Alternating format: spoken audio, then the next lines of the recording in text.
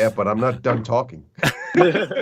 So this is the end of McQueen, and he's been throwing Lightning McQueen around, and every time I wake up in the morning, I have to kiss Lightning McQueen before I can kiss him. So he comes with Lightning McQueen, and I have to kiss Lightning McQueen, and then he sits in the background and says "muh." And, kind of weird rituals. Yep. Welcome, there we go. everybody. It's even Michaels. Welcome to a review of cars. Welcome to BeoTalk 213. As per usual, if you want a guaranteed answer to your topic and or question, leave us a super chat, and it helps keeping the lights on with these crazy energy prices. Or your name is just Don. So yeah. I think it's. Or that. He thinks like it's mandatory for him to send me. I don't know why you did that. I don't like my name. You changed that. For real. I don't even want to be involved with this fucking Amber Heard shit at all, man. I had saw enough of it on the fucking TikTok, all the rolls, man. I'm serious. Change my fucking name. I don't like it. Okay, give me a second. It's ironic you called it shit, though. Because it is bullshit. Come on, fuck. If you want anything from Skinny Play, there's promo codes in the chat. 10% off with the code, or 10% off if you buy two. So go and enjoy.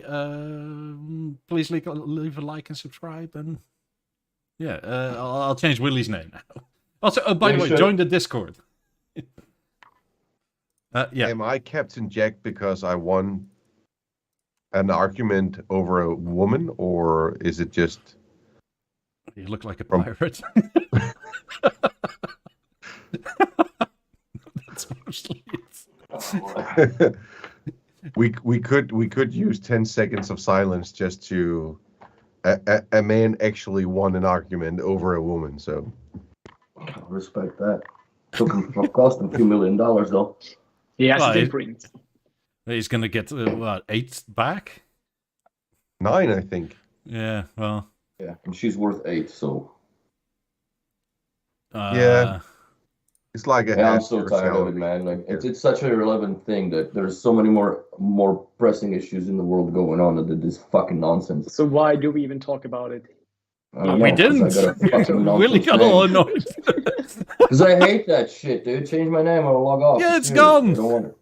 It's gone. I can't say anything about anything because, it just, I don't know. So.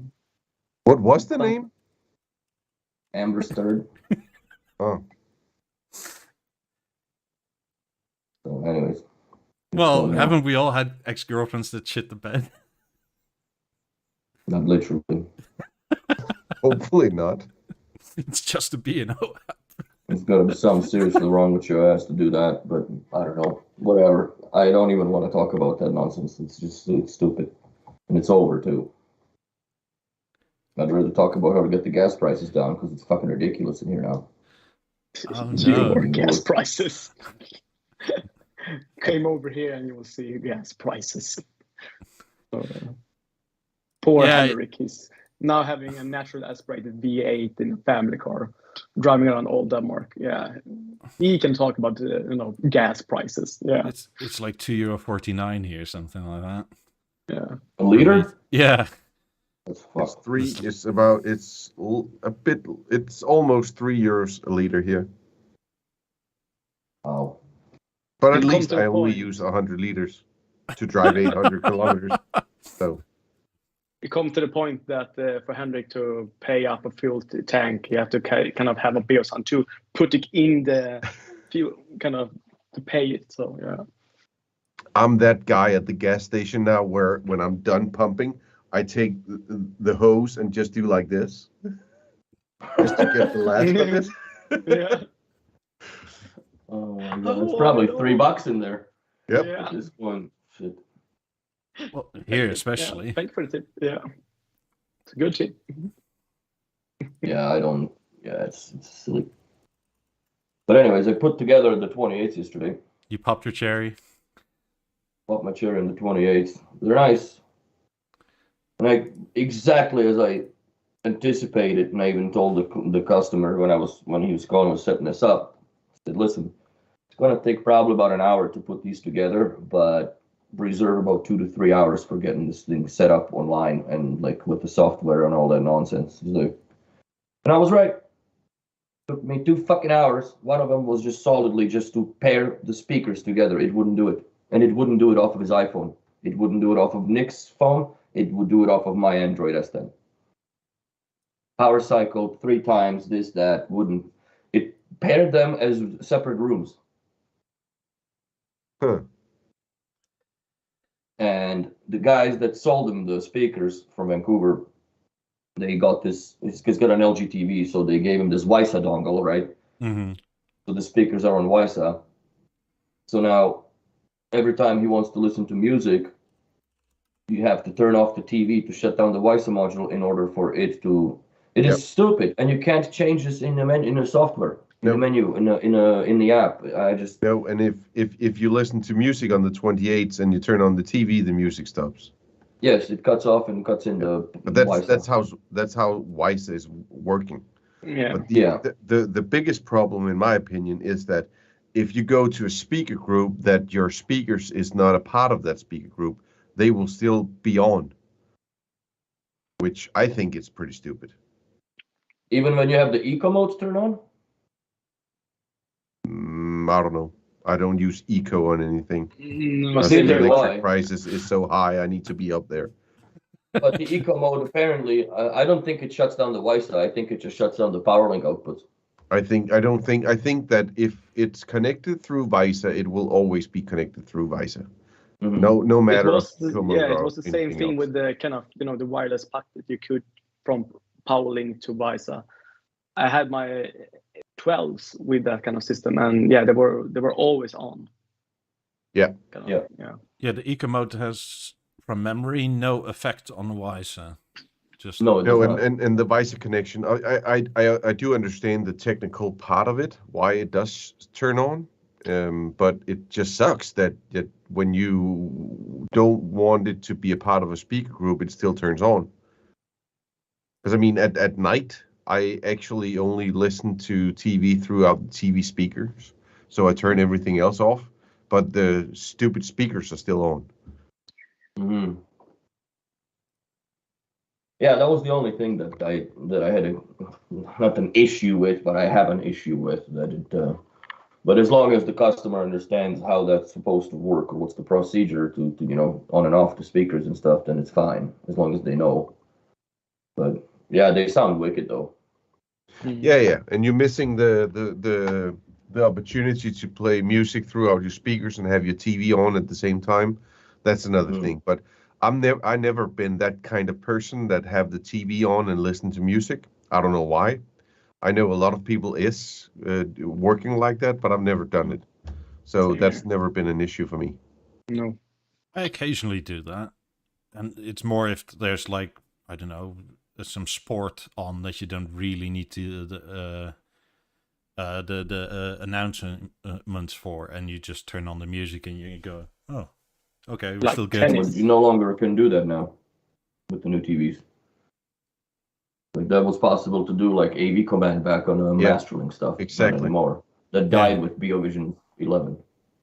Yeah, with the true image. Sure, but you can with like 28's in PowerLink. So if you take them off the PowerLink and you can just turn them on top. Yeah. Yeah. I mean, yeah. That's the only real use I get out of the Mozart that's built into it. Yeah. I don't know. I don't know how I feel about the Mozart platform. It's okay, I guess. It's not as reliable as the old platform, in my opinion. And no, it's not. It doesn't matter if I start an audio channel on the Mozart platform or on the old one. It's still out of sync for the first 30 seconds, and then it will become in sync, which kind of sucks. Because I mean, that's irritating. It's an everyday use case, and normally my music is just on everywhere, but the first 30 seconds it's kind of out of sync. You can listen, You can hear it when you go between rooms in my apartment. But then after that, it's totally in sync. Does it like skip or pause for a second and then it corrects itself? It you don't really notice it. Just like that, it will be in sync. I think it's something to do with NTP clocks or something like that. That it syncs up and then it says, "Okay, now I'm here," and then everything is back together. I did hear that sort of pause. I finally got around to installing a new M3 in the office, like over there, and I just plugged it in literally via headphone because it's attached to a computer, and turned the Bluetooth off and left it at that. The 28's were playing, so the other day I thought, what happens if I press touch the join, right? Well, you hear the sort of hop, and then it was in sync like immediately. Yeah, I've heard that too, but sometimes it just goes and it's in sync. And as DJ Neo 92 is writing, Wi-Fi Ethernet delays, that has nothing to do with this.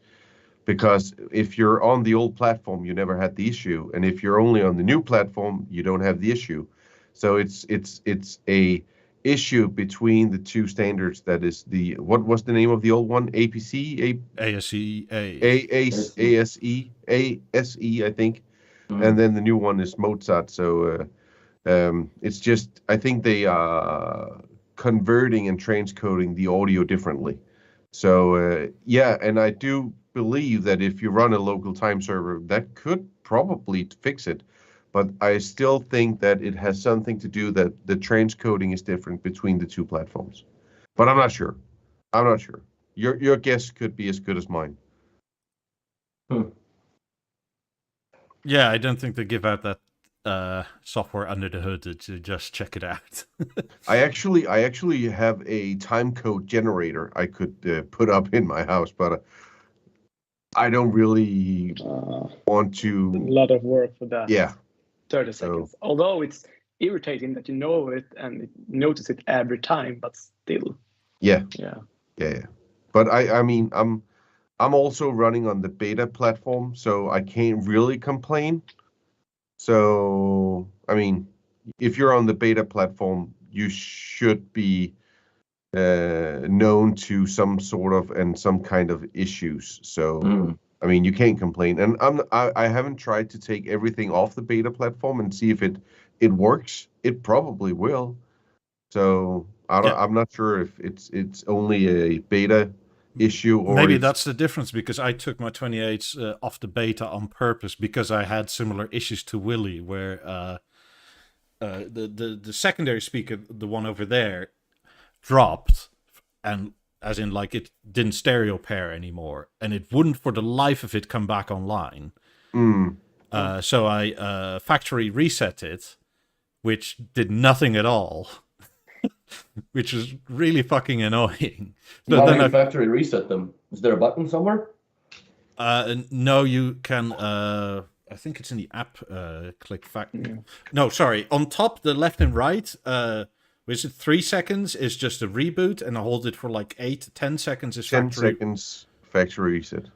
Yeah. Okay, the same that open the lamellas, the next and back. Okay. Yeah, and then it starts blinking and doing its thing, and just do that every time you go into a store. Just press it for 10 seconds and leave. Leave. Sir, please leave. And then you'll just hear in phase, out of phase, in phase, out of phase, all through the store. Mine don't do that anymore. Really? Yeah, they've never done it when I've got them here. Maybe it was only in the beginning they did it. I haven't said mine. But it was fucking impossible to get the secondary one back online. So I reset them both and flipped them round. So that was the primary, and then that was the secondary. And in 12 hours, it lost that one again. So then, but if one is out of stereo pair in the app, you can't separate them anymore, which is really fucking annoying. You can't do that. Yes, you can do it if you're not in the beta program. I'm not in the beta program though. Oh, but then you should be able to do it, because I thought so too, but it wouldn't.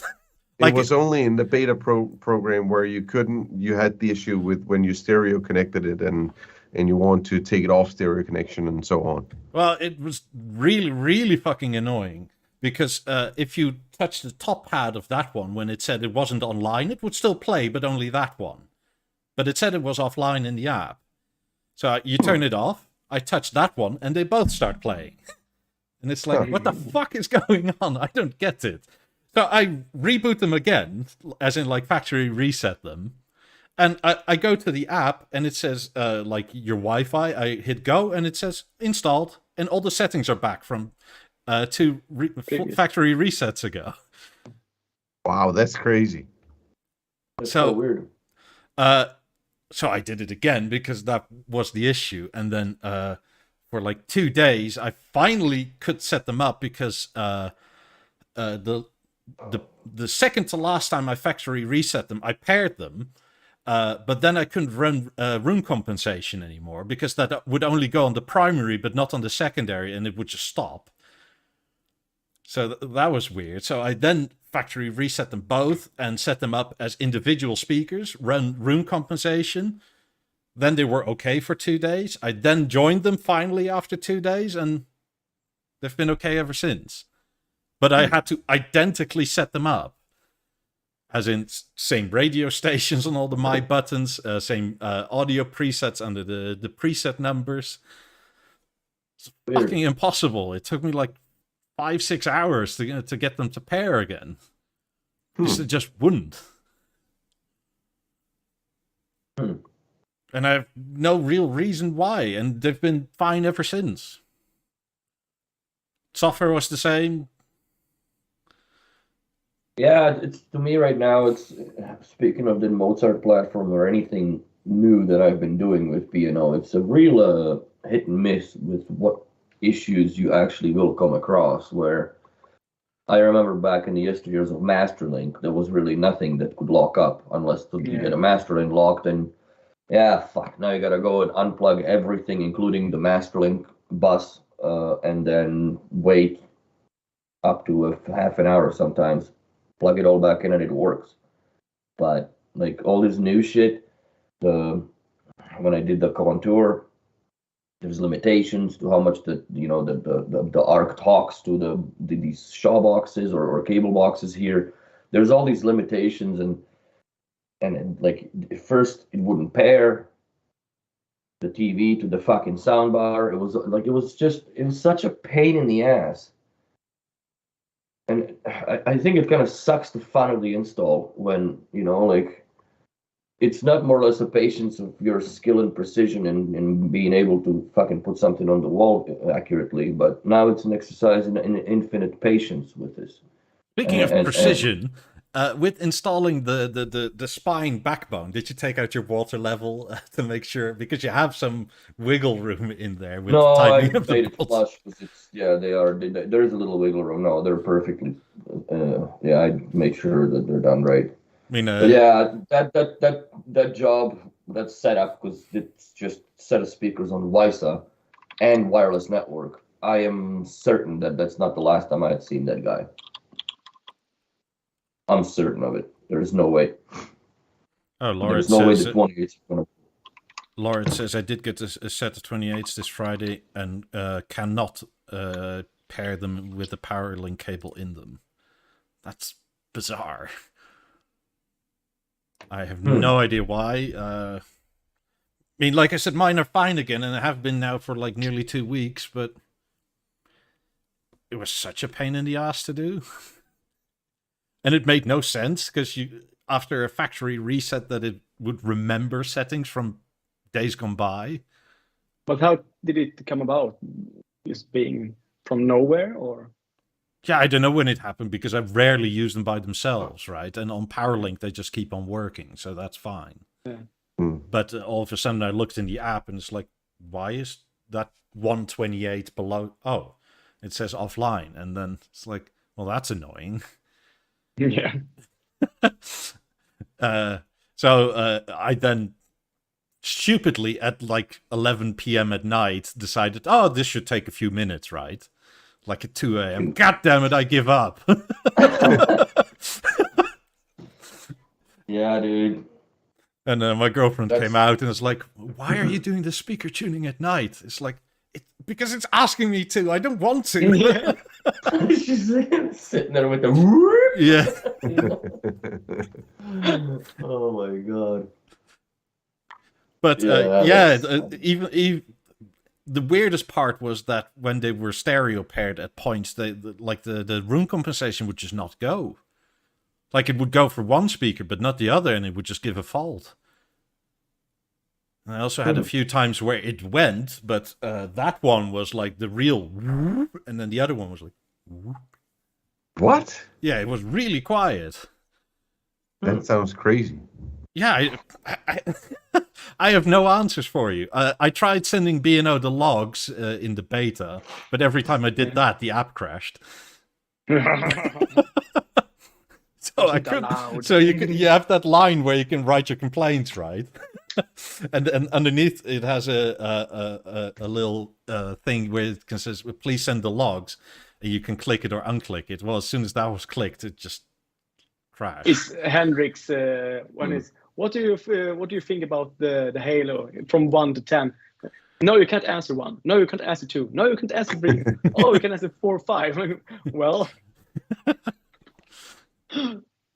Well, yeah. Lawrence, I have a question for you. When PowerLink, how do you have it connected? Do you have one of those PowerLink splitters on the cable itself? Because if you do it like an 18, where one cable in, one cable out to the other, then that's not going to work, obviously, because there's only one no PowerLink port in the 28.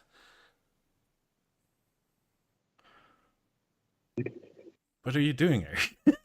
I'm trying to get my camera not to do that kind of weird focus thing that everything is just a you blur look all one. soft and. Why is it changed? But yeah, that's weird. Like it's just these quirky issues that are coming up now with the speakers. It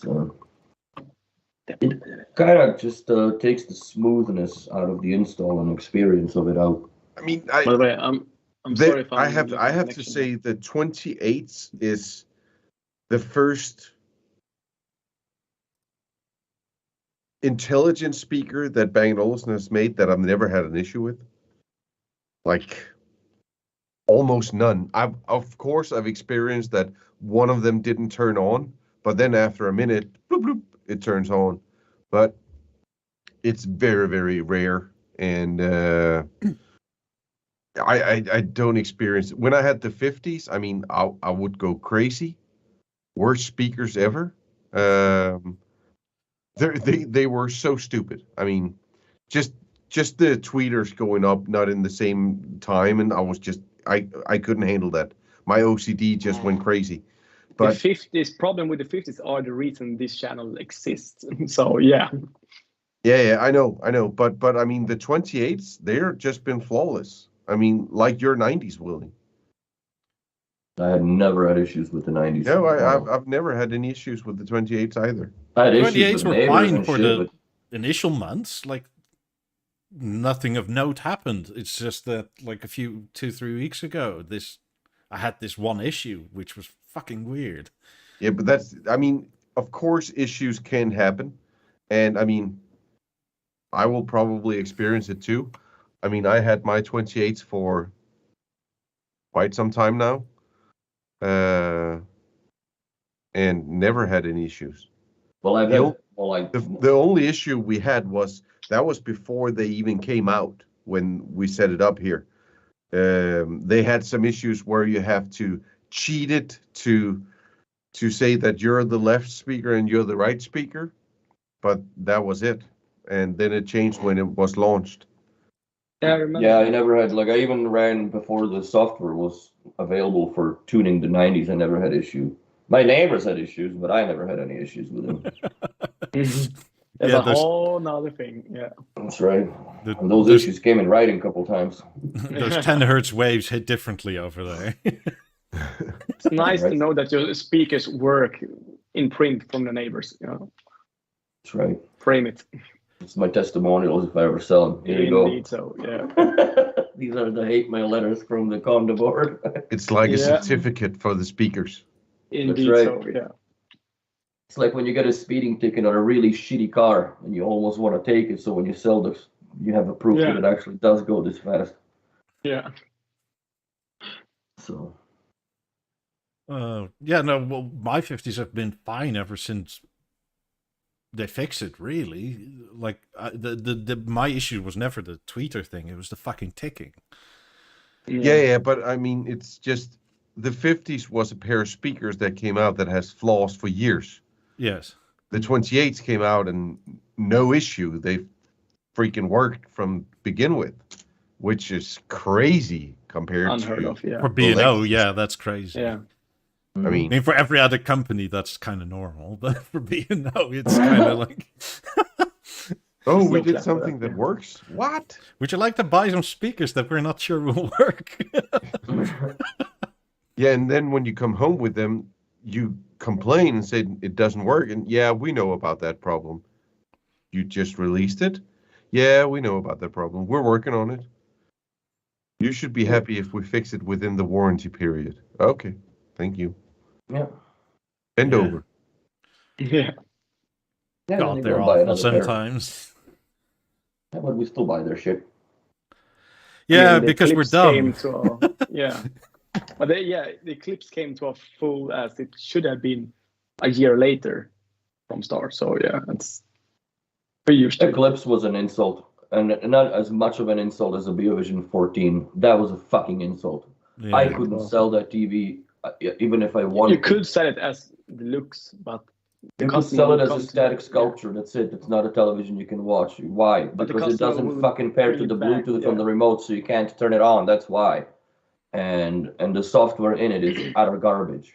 I'm still waiting for a phone call from Bang & Olufsen Copenhagen Central to get back to me, because I told them on their answering machine that I can't pair my Bluetooth remote with my Beovision 14. They still haven't called me. When was this? Like 2 years ago? 5, 6, 7 years ago. Yeah. I still haven't been able to pair it, but they haven't called me. Although their kind of defense answering machine, yeah, maybe that's the problem. No, they had the answering machine where they said, inform us about your issue and we will call you straight back. And I was just like, fuck yeah, let's do this. Speaking of that, by the way, how wonderful. I actually got a reply with my complaint in the app on the 28th. Because in the beta version, you can send them an email, right? So in the beta version of the 28th, I sent like this, that, and the other doesn't work. It's all shit. And then I got an email back saying, we don't know what product you're referring to. Did you by any chance get that email from a guy called Ted Adams? I don't think so. I fucking hate that robot so much. I mean, I was actually thinking about just quitting the beta program, because they had a robot called Ted Adams that writes me every freaking day of the week about how is it going and how are you and did you know that quote. Then he comes with a stupid quote that doesn't make any sense, and it's just then when you reply, some other bloke at B&O says, you know that Ted is not a robot. You know Ted is a robot, right? Yes, I know, but just I need to reply to his questions so you can answer me. And they still don't know any of my products either. They're like, so what like you experienced, Mikey. So what product are you referring to? It's the same, but they usually get back to you very fast when you write on the beta platform. That's good. Yeah, it took them 36 hours or so. I then replied as Beolab 28 and haven't heard back since.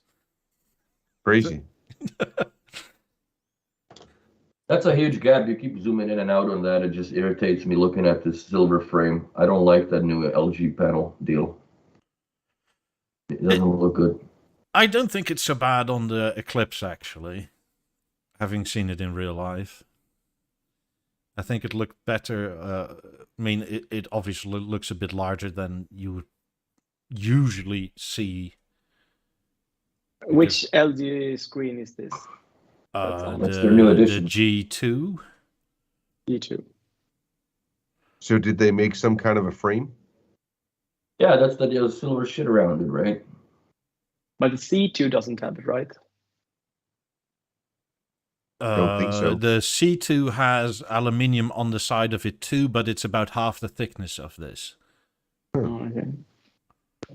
Because I was in a big box store yesterday just to check. And Right, if the label was right anyway, because they had a G2 and a C2, and the G2 was like, I don't know, it was about centimeter thick or so.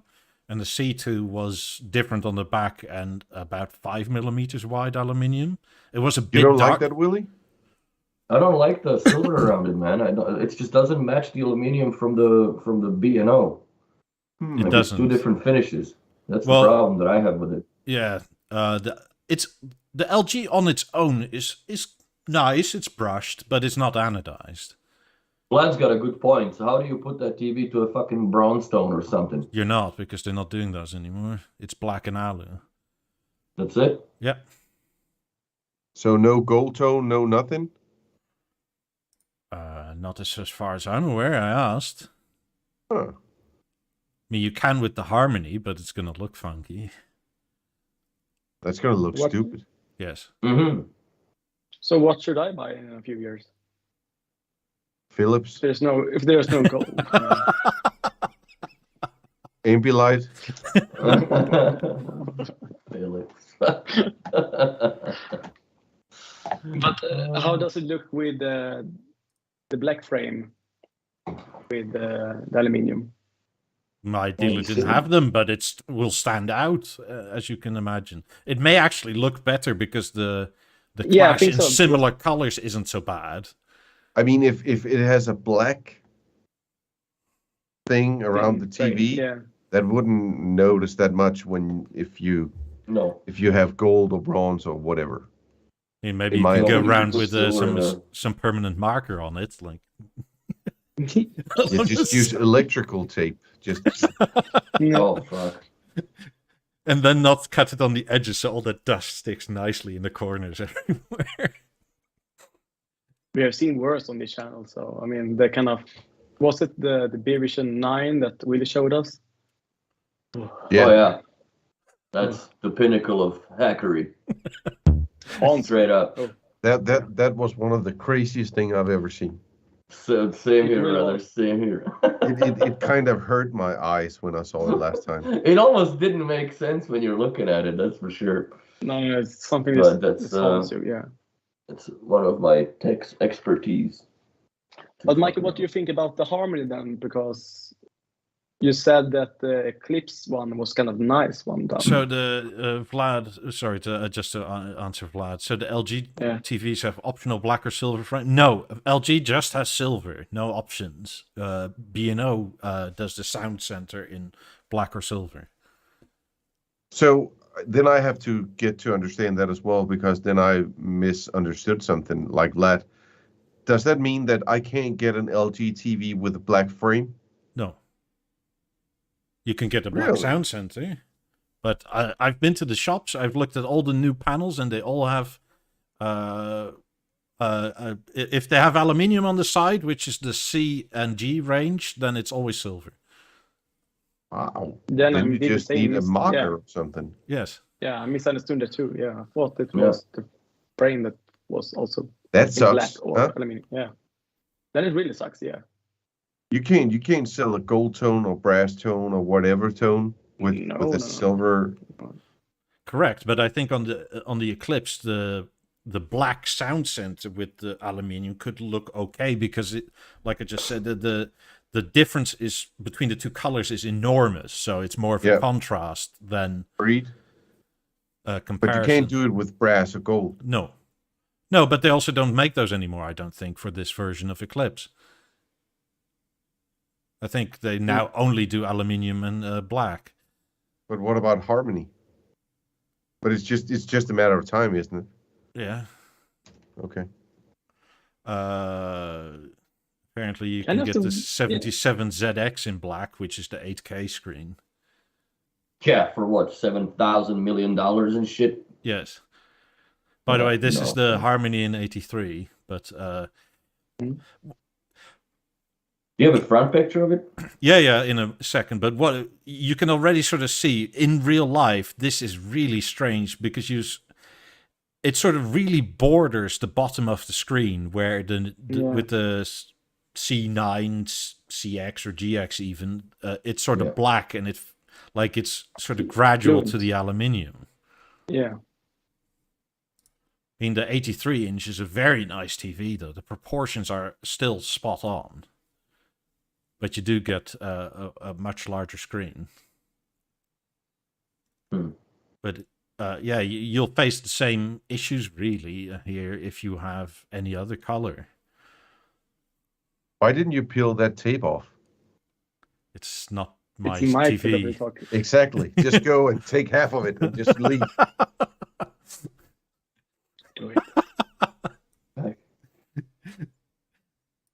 But yeah, like you have that sort of clear border now between the LG aluminium and the B&O aluminium.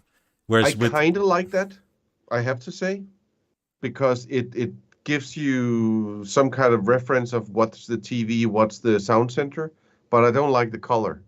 And I don't like that it's not the same aluminium type as the sound center. That is what my problem is. That's my biggest issue. It's 2 different finishes, man. Yeah, that's the difference between OCD. That lady looks like she's got chest hair, for God's sake. Bigger than I was about to say that. It's like really, it looks like it could be soggy. She needs to shave her boobs. Yeah. It could be it was just some news program. I didn't actually pay much attention to what was on the screen. No, dude, that's friggin' look at that, man. Wow. Wonder what her legs look like. God's sake, she's wearing like wool socks. She don't get cold feet. Probably. Just a hobbit. Jesus Lord. Well, but moment you caught her. in terms of the size and everything, I think this is better in proportion than the 88 is. Yeah, I do too. The 83 is, I think the 77 or the 83 is the right size for that kind of TV with the speakers, with the grills. Mm-hmm. I'm not sure if it's the 83 or the 77 that appeals to me the most, but it's not the 65 and the 88. No. But I'm not sure if it's the 77 or the 83. I think it's the 77. I still think the 77 is the golden point. But I do like the 83 girth of TV. It kind of appeals to me, so I'm not sure yet. Also, the 83 is now more or less the price what we paid for a 77. Oh, I don't care about prices. This is just to see the TV as a whole thing, as a beautiful furniture. But I'm not sure if it's the 77 or the 83. But yes, the 83 panel is cheap. It's okay. Initially, when this was off, I walked up to it and I didn't actually realize it was an 83-inch. Do you have a picture of it closed down? What do you mean, closed down? When it's no, that's the only picture I don't have. Because that I have to say, there you can really see. I think for me, the proportion is a little bit more right on the 83 compared to the 77. Because there's something I would have peeled that tape. Henrik, I would do the same, I have to say. Nah, I agree with my dealer. Yeah. Tape stays. No. It has to be some kind of a duct not in a beer store. You don't have tape on. No. That comes off. Do you have tape on all the remotes in the dealership as well? No. I think he's got him wrapped in saran wrap. Is it from him yet you got this kind of weird? No, I think somewhere along this tape, I forget where it is. It might be on the left side, and I didn't take a picture of it. But there's like the energy ratings, and I was told those need to be on the TV for show purposes, because otherwise you can get fined because people may buy a TV that uses too much electricity that they didn't know beforehand or something.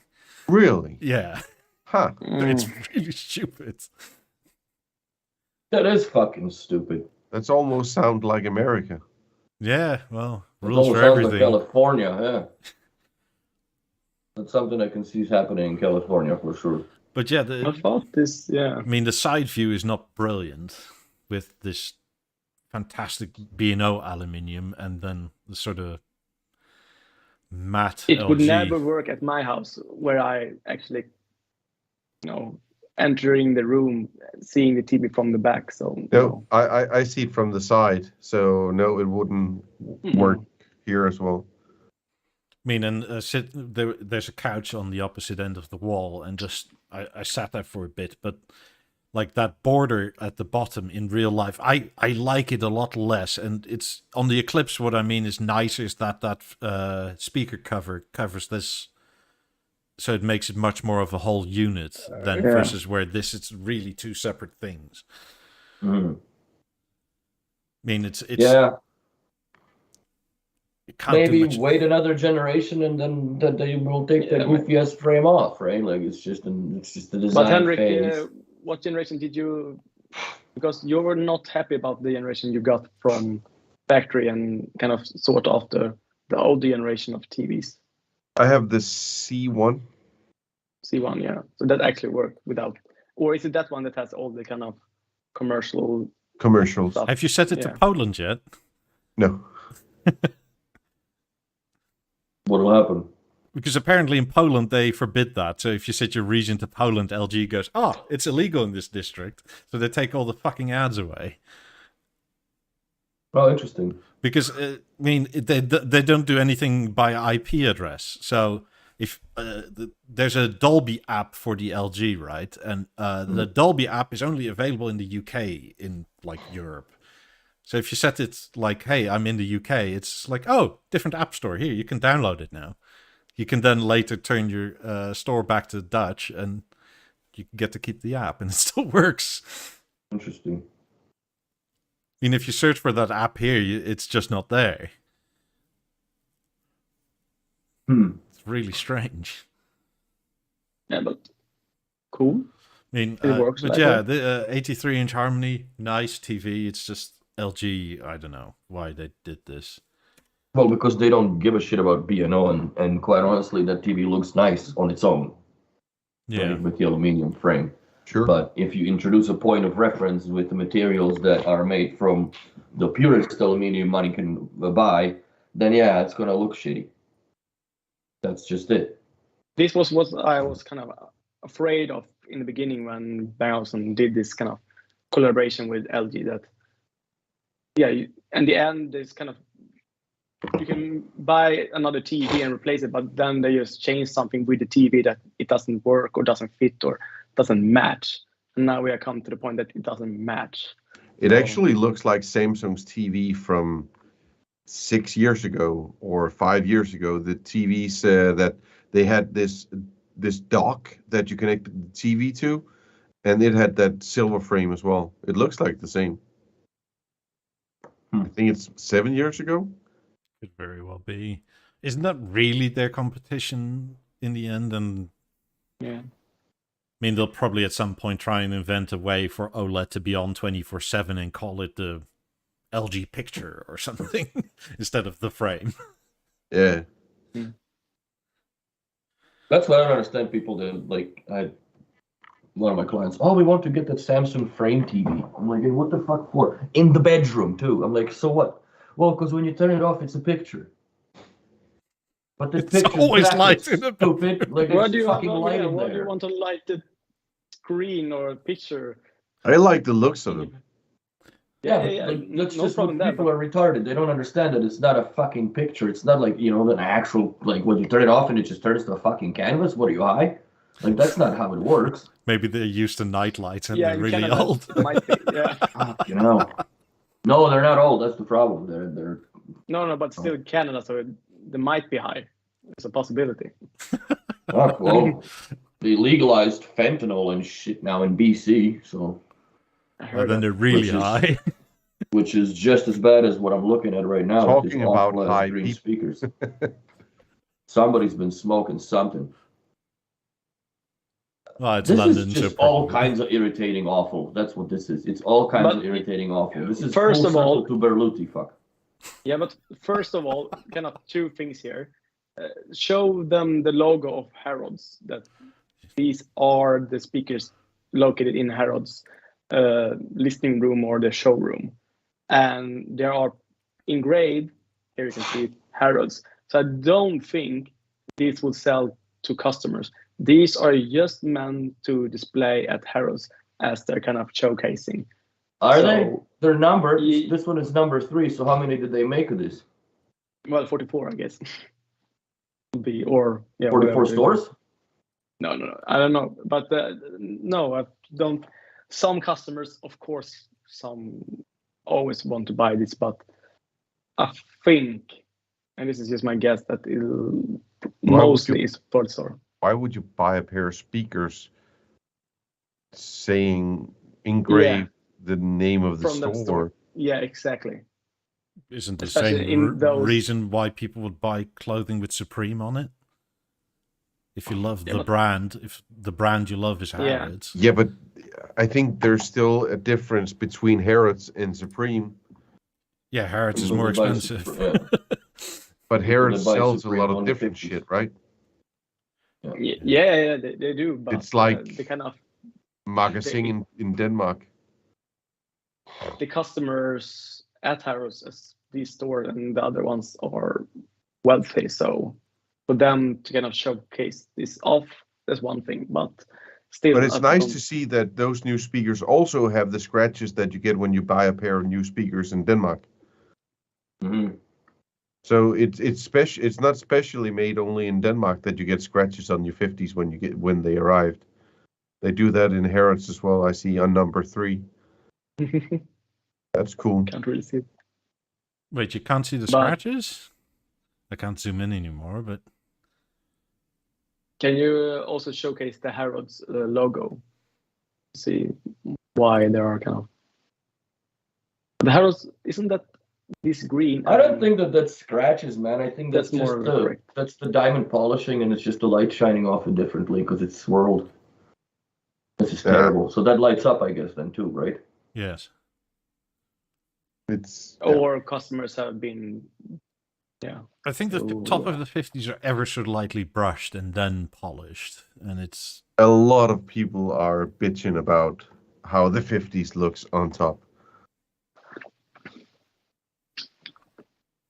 I don't know. I have to say that I'm also all for the Belushi edition. I'm not that keen about having Harrods written on my speakers. I do understand Supreme. I do understand Belushi in some kind of way.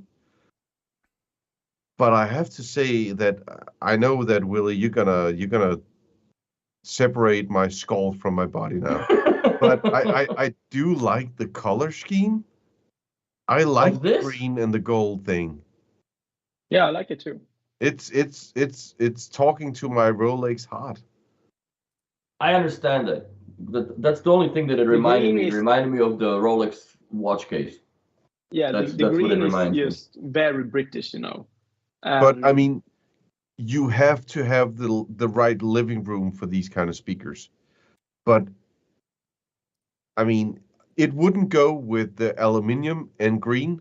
It would go with aluminium and black, and aluminium and gold tone. And I do kind of dig it.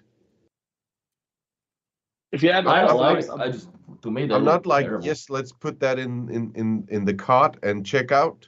Yeah. But I'm like, it's kind. But I guess you know what the intention is, to be a conversation piece. That's it. Like if you're walking through there, yes, you can buy yourself a 90s. You can't buy these per se, but I don't know, man. People that specify these they also do the same with their Bentley or Rolls Royce. They have a green and gold version. Exactly. But this also gives you, I guess, it proves the concept of that.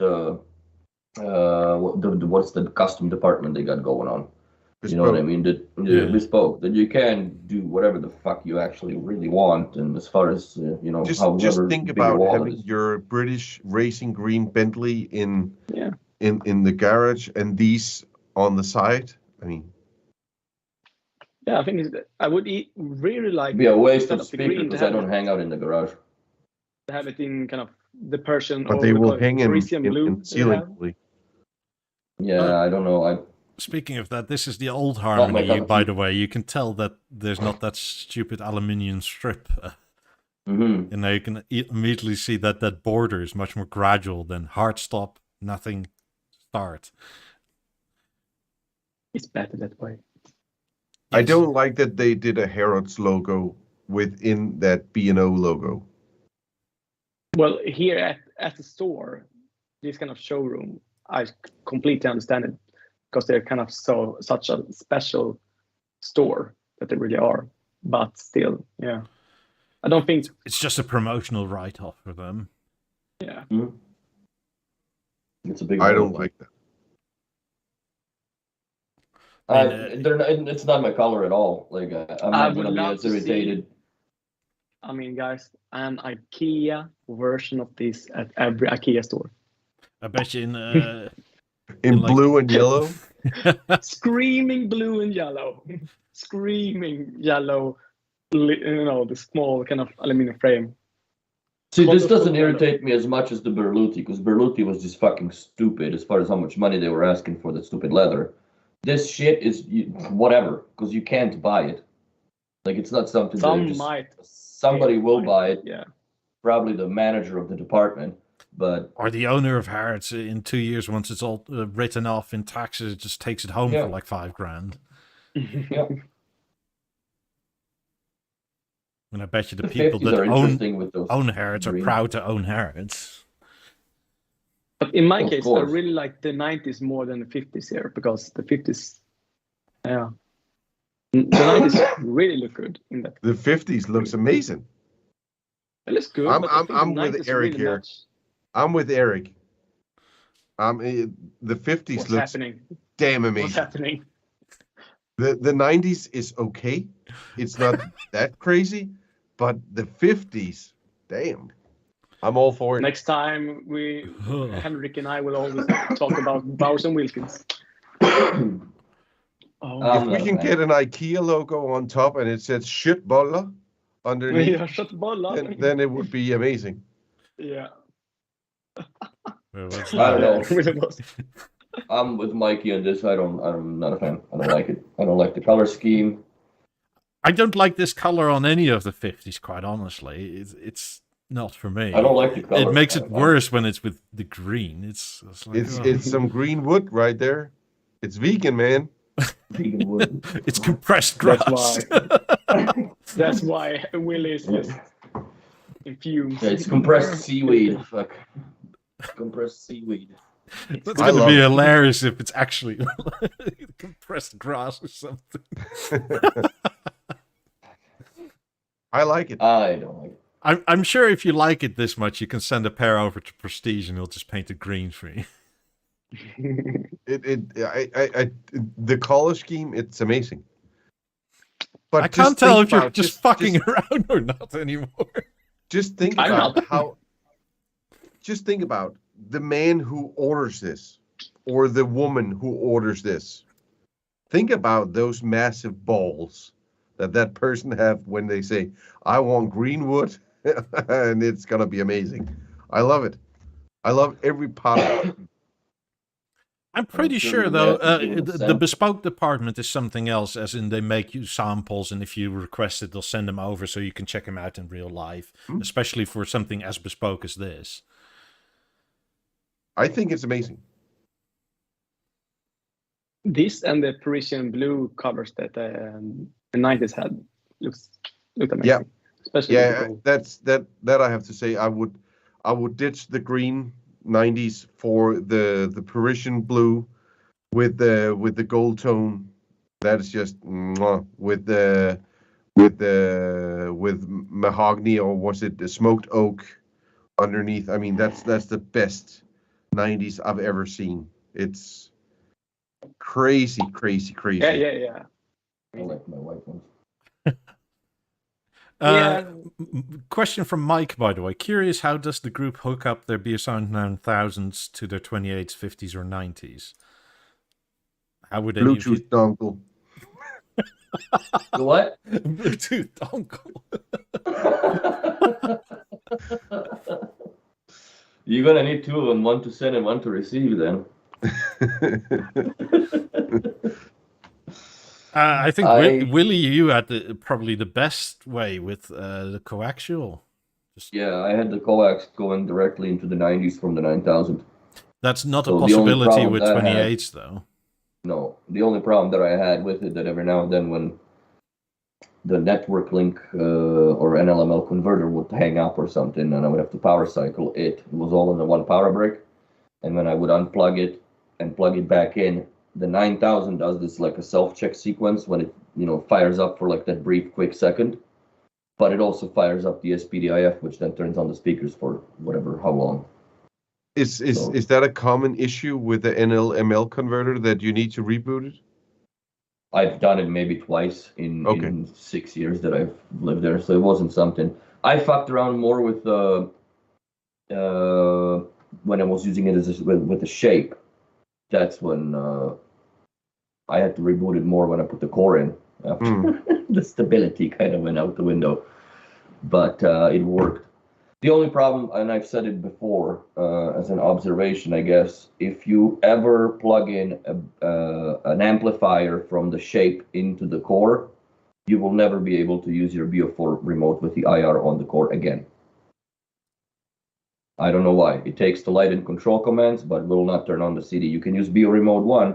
It's missing, if you guys know the IR codes, it's actually missing a little prefix that Beo Remote 1 sends out, where the old remotes don't have that address prefix, so it just ignores. It really pissed me off because I'm like, fuck, I can't use my Beo time now, right? So that's one of those drawbacks. I mean, Steve obviously says PowerLink to RJ45, which in most cases is good enough. Do you care for that last few percent? Some do, some don't. I mean, it depends on what your point in setup is. Is like, do you want like an actual listening experience, or do you just want to hear music? Yeah, only reason why I had the NLML converter in there and running to it, like I had the mastering, right, just so I could distribute the CE music throughout the house.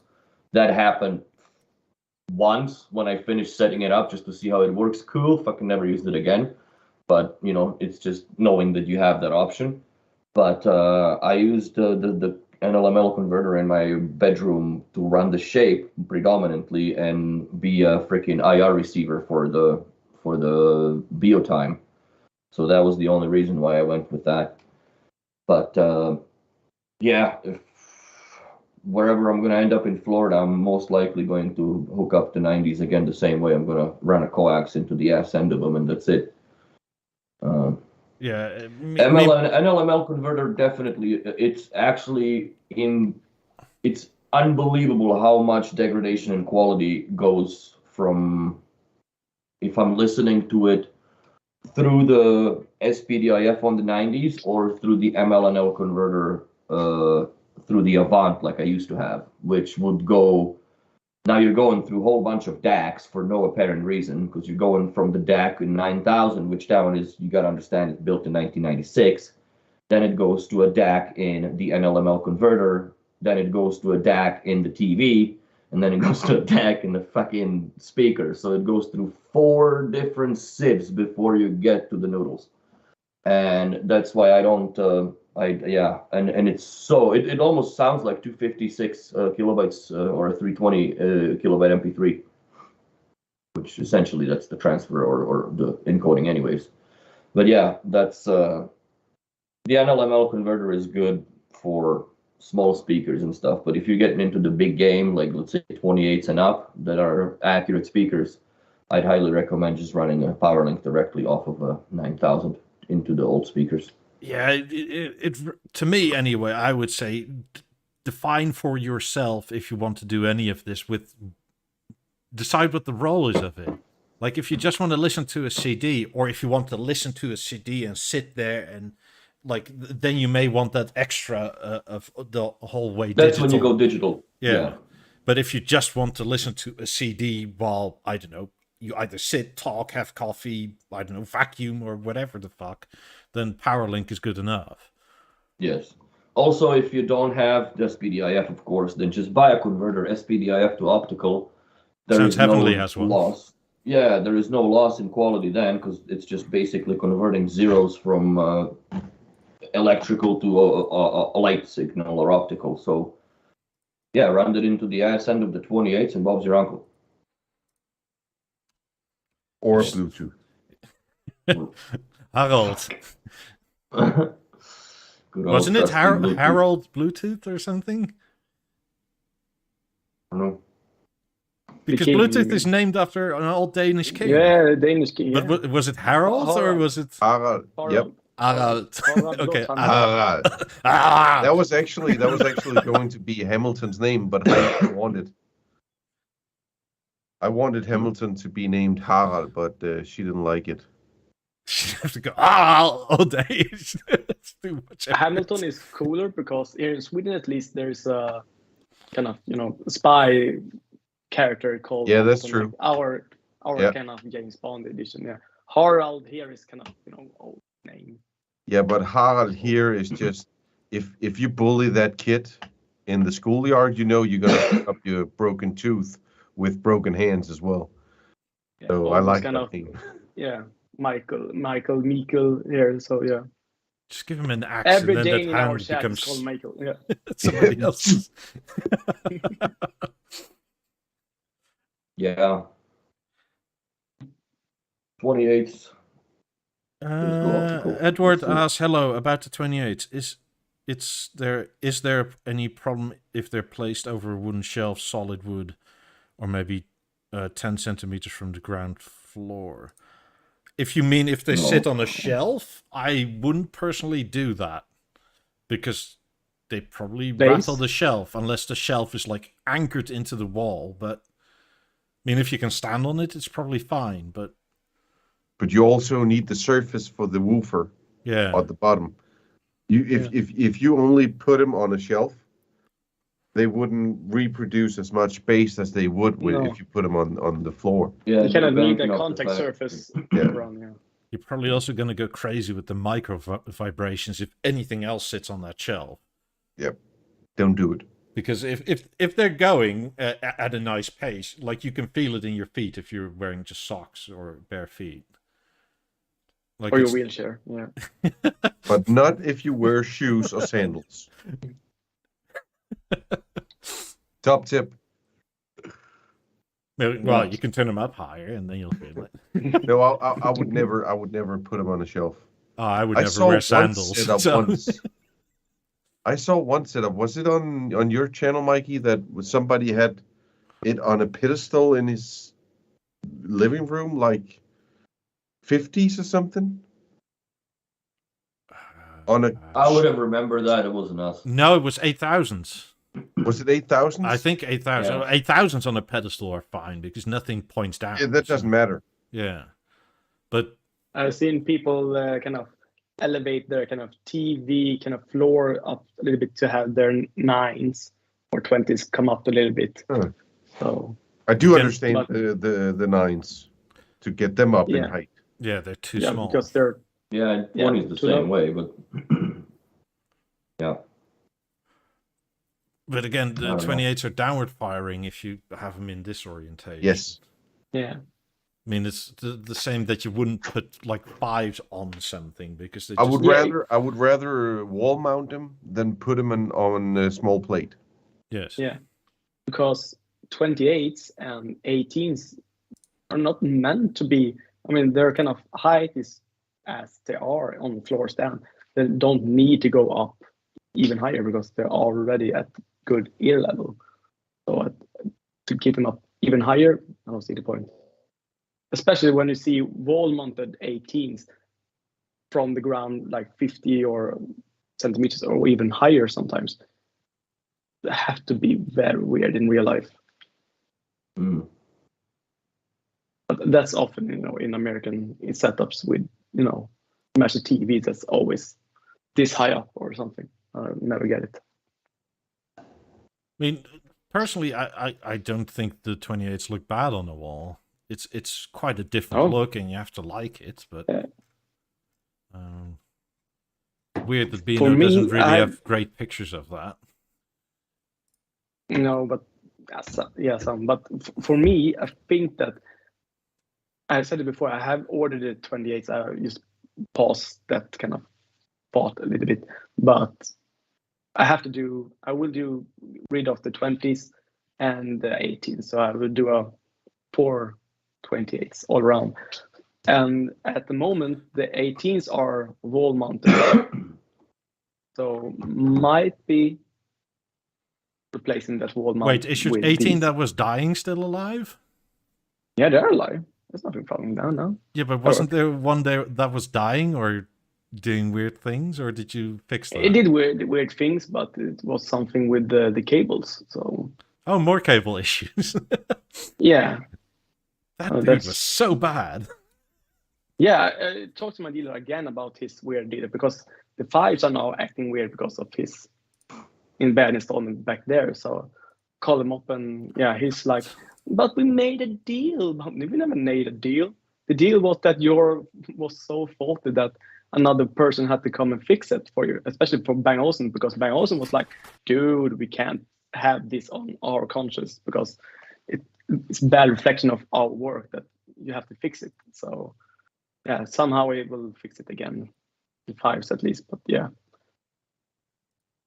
But soon, this year, I have plans for 28. So even though with the price increase and all that, it's okay. I might have to fly over one of these days to Sweden and fix your shit, Eric. I think that would be actually cheaper and better. Probably, yeah. Have you bought them, Eric? They are on pause on the kind of, because of the delays and all that. I paused them, and I said to my dealer if there's someone else that really want them because of this kind of delays. But yeah. Okay. What's this we're looking at? Now we're looking at PewDiePie thought we should not, like, these speakers shouldn't be mentioned. They're his office speakers, and his office is smaller than my bedroom is, and he has 50s in them, which is kind of awesome. But he probably also makes a bit more money than you do. Oh, absolutely. I mean, is it the low end is probably 8 million a year or something like that? Yeah. But compare this to Henrik's DJ friend here that had, what was it, 90s or 50s at side. Oh, it's 4 90s now. Yeah. Didn't he want 50s for sides or? Yes, height? But now he moved, so we're probably gonna do a new video because he got a new forward to that one. Apartment, yeah, that's good. Yeah. I mean, but in terms of like, PewDiePie has 111 million subscribers. So if you see this, hello. If you want to come talk B&O, you're always welcome. There's a Swede here, so you can chat in Swedish. Far åt helvete. Yeah, whatever that is. Probably insulted him.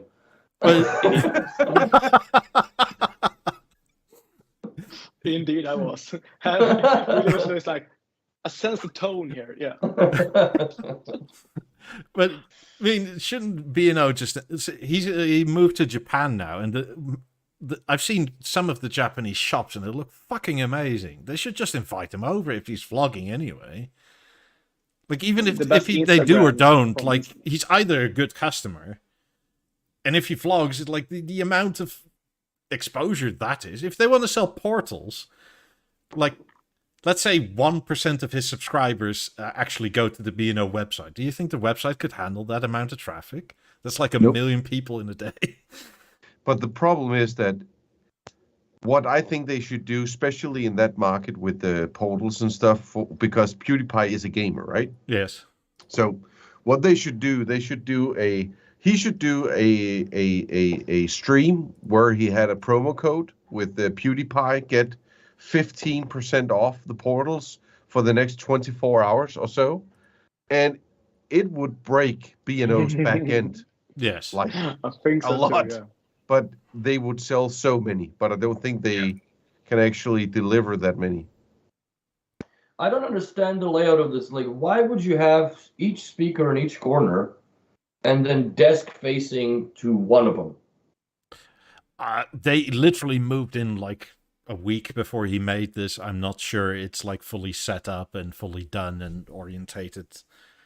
Like they He moved from, probably doesn't care either. and he probably moved. He moved from Brighton to somewhere in Japan. So I mean, they've like he hasn't even got a car yet, so he drives around in this weird Japanese dinky toy type of car. It's really. I do that. It's weirder than your car. Like Yes, it's even more box shaped. It's super bizarre. I'm gonna call you PewDiePie from now on, Eric. I don't like that. Can we change his name to PewDiePie? Sure. Why did he call PewDiePie him the second? anyways? It's so weird. I think it's because of gaming. It was pew pew. And then It was Like it he was started. because- Like he started YouTube. I think when he was like 16 or something. I think it was because of some Japanese, like that cat thing. Mm-hmm. That Oh. That's Chinese. I think it was the cat with the rainbow and stuff. I think that's why, but I'm not sure. why is he moving to Japan? I think because he got annoyed with all the people that, first of all, robbed his house or kept trying to rob his house, and just being recognized everywhere. So he went somewhere where he will completely blend in as a white guy. Japan. Yeah. But moving there is actually kind of hard because Japan is kind of like, no, you need to be very strict on before you can even live here. But he brings in the dough, so They don't care. Still have to fast for 40 days like Jesus and shit before they let you in the plane. Like, yeah, I found the inside look of the car, and this is how you can tell this is a fucking bizarre car because it has a secondary front window on both sides. What do you mean? Well, isn't that Eric just driving to work? Basically, yeah. all Swedes are the I same recognize after myself all. almost. Like, Oh, here. his side mirrors. I don't have those. Like you have mirrors inside the car, and you have a secondary front windshield on the side of the car that's not the side window. Such a weird Is car. that some weird kind of Nissan Cube or something that Something like the that. wheels are not in line completely? But why are you surprised when that's the part of the world where the worst drivers come from? Japan? No. No. China, Japan, they don't drive bad? No. One of the best drivers. It's in the so whole fucking I know, orderly man. in Japan. I guess It's for them crazy. here, that's a different story. Yeah, kind of the car enthusiasts are on a whole nother level. I mean, the whole JDM cars fanatics there is unbelievable. So yeah, they're really kind of car nuts there. So yeah. If you ever get the chance to go to Japan, do it because it's so bizarre compared to here in how orderly everything is and clean. Like even the driving, like if you were to drive like you do, they would look at you like you look at them over in Canada, I guess. Well, I drive I would like to normally. go there. Drive a little aggressive. I gotta Ride be on the places. trains. I gotta be places. I'm not fucking the small town mentality driving. Like when I went Thursday, I went in Canmore to do a job, and everybody's get fucking time, man. I'm like, come on, like, you know, it's been green for 30 seconds, and you still haven't got your fucking phone put down. Like, let's go. I can't deal with small towns. Like the pace, it just kills me on the inside. Can't deal. Like fucking traffic, rush, and shit going on. So this is for now the only outside shot I can really find of the car. It's the blue thing that he's driving around in. Yeah, it kind of looks like What those. brand is that even? Or what make? Daihatsu or something? I don't know. But is this a K car? I don't know. Yeah, it's a K car. It's something you would try. No, but you know this. They have a car class that is, what is it, 600cc limited, and kind of below this 3 point something meters that they have to be. So it's very cheap for them to buy, or taxes and all that. But yeah, they got really funky. Yeah, I mean, a smart car. My car is even twice as big almost. Not really, but yeah. So these are really. I think my car is not as big as this.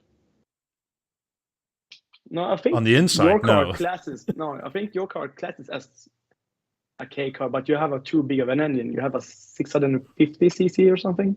Oh my God. Sure. Yeah. Yep. Yeah. No. It's a 0.8. 0.8. So yeah, 45 horsepower. Yeah. 45. That's a hot rod version. Yeah. Wait, so like what's the top speed of your smart car? Do you know? Worst thing is that I went out driving a rally with my dad, and we went into this military area, which was crazy, and we were laughing our asses off because the only thing other people were seeing was this small smart car driving where you need like military vehicles to drive around, like tanks and stuff. And we drove around in the smart. So we actually lost a side skirt on it. So I applied to be involved in the Danish smart car forum on Facebook to get a new side skirt. And I was there for like 30 minutes and I became the biggest troll ever. I couldn't. It was so much fun. There was this one guy, he said, I have a Smart for 2 451, the same one as we have, 45 horses, and he just got it chip tuned. So now it has 54 horses. And he wrote, it's like night and day. It's crazy. And I was just like, no, it's not. and I almost got. But the percentage increase is big. Yeah. But it was just like, shut up. He probably drives on an empty stomach, so he doesn't weigh the car down much. Exactly. It's a non-gear just don't automatic. when you drive. Right.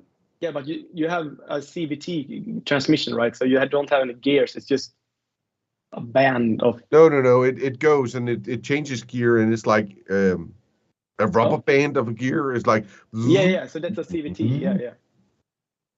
Yeah. It's kind of endless gears, but yeah, it doesn't. You don't get that. I did the top speed of it the last time we were out driving, and it was 143, I think, at 140. Yeah. Well, apparently DJ Neo has the biggest balls of them all because his smart car tops out at 200 kilometers an hour. I don't know if that's terminal velocity falling off. He probably has that chip tuned. Yeah. But I can't believe that you would go 200 kilometers in the shopping cart. But his car is the Smart Roadster, which is a different smart car. Yes, it is. How smart is it? My little Honda is limited to 150. So yeah. What's the difference then in the Roadster? Is it bigger? No, it's smaller. No. So I'm saying, like, you're still going fucking 200 on the smart car. That's insane. There's a version of that has 2 motors, or is it all of them? No. Is that it? Yeah, that's a Smart Roadster. The Roadster is very, very, very cool. Okay, no, I can see that going 200 kilometers an hour. But that was a Roadster. Back. I thought it was the one like you have, that little freaking egg yolk over there. 200 kilometers an hour. Are you kidding me? There's also a vehicle called Smart for 4, and that's for 4 people. But ours is only a Smart for 2. Yeah, it must have been for army veterans or something, because you can't have legs in the back seats. I mean, this thing is still as small as Henry's car. It's just lower and has more power, so it's still. And you can take the roof off. Yeah. Is there a picture? Take a good picture with somebody that stands beside it, because it's really hard to judge the scale of this thing because it looks big. I have a picture with my dad besides ours. Although you kind of have to do a picture of an Autosam if you can. This kind of old Mazda sports car in that K class, or Suzuki Cappuccino or Honda Beat, those kind of cars. It's hilarious to see those. Kind of sports car for that K. We just Google. So yeah, No, it's. I mean, the 40K roof car. is at your hips more or less. Jesus Christ. What's the Mitsubishi Cappuccino? Like, if you drive that car with that name, then you are It's fully 600 authorized to. Yeah, it's whistle your asses. 660 cc, and then the nice version has a turbo on it, and I think it's Yeah. a 2-cylinder. I think ours is No, a 3. 0.8, but maybe it's a 0.6. Now I'm getting confused. No, I think most smart was 7 and not point. Does that have a radio inside it? 750. Oh yeah. Does it have a radio inside it? Yeah. Like, do you have like a normal car? It's got everything in it? Yeah, so this is Doug DeMuro. He's as He's tall as I am. 2 meters. Yeah, 2 meters almost. Yeah. He's 6'3" or 6'4". I'm 6'3". 2 meters. Jesus Christ. We fucking driving that with the knees on your chin. Or chin on your knees. But I here, guess, the whatever. motor is So, actually behind the front axle, if I remember it right. So it's kind of Yeah, your feet are just basically next to the brake pads. yeah. But Google these kind of K trucks. Those are the most hilarious. The Hatsu Honda version that you're actually sitting so far. You just have a kind of thin kind of, you're sitting in the windscreen, and the pedals have to be placed weird because you're so in front of, sitting about. Yeah, here. God, sitting there's above a the wheels. whole Yeah. tuning section for this. Exactly. What is that? The K. That's a Japanese K That truck. is amazing. It's small delivery Yeah, I love vehicles. this. Like, it's smaller than your Audi, like a lot smaller. That's fucking hilarious. And they race these things now? that's Yeah. I mean, amazing. people go crazy with them. So yeah. That is funny. And the motor is in between it's a mid-mounted engine mostly, and most of these are four-wheel drive also. So We yeah, deliver it's- 90s one at a time. Fuck. Yeah, The suspension would shoot out from underneath it if you put two of them on there. That is so funny. they're so cool. I like this.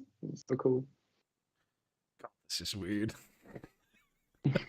I wouldn't fit in any of this. Oh my god. Nope. But yeah, this is a Japanese. I mean, it actually makes sense in a lot of Japanese cities because it's so tightly built that you're not going to get any other like bigger truck in there. Mike, you'd be driving that like Fred Flintstone. You'd have to take the floorboards out and just fucking. Probably, yeah. Because your feet won't. Old police won't fit academy in. with high tower removing the front seat and sitting in the back. That's kind of Michael. Yeah. It does make sense. I mean, Yeah. I went to the car wash today, and I had like an inch on each side to fit in the washing machine car wash thing, and it sucks. It's so much Same here, easier yeah. with small cars. I took the Yeah. Smart afterwards, and it was just like boop boop boop boop boop. I could park it sideways or whatever, and it will still go through. Car got sucked into the brushes. Yeah.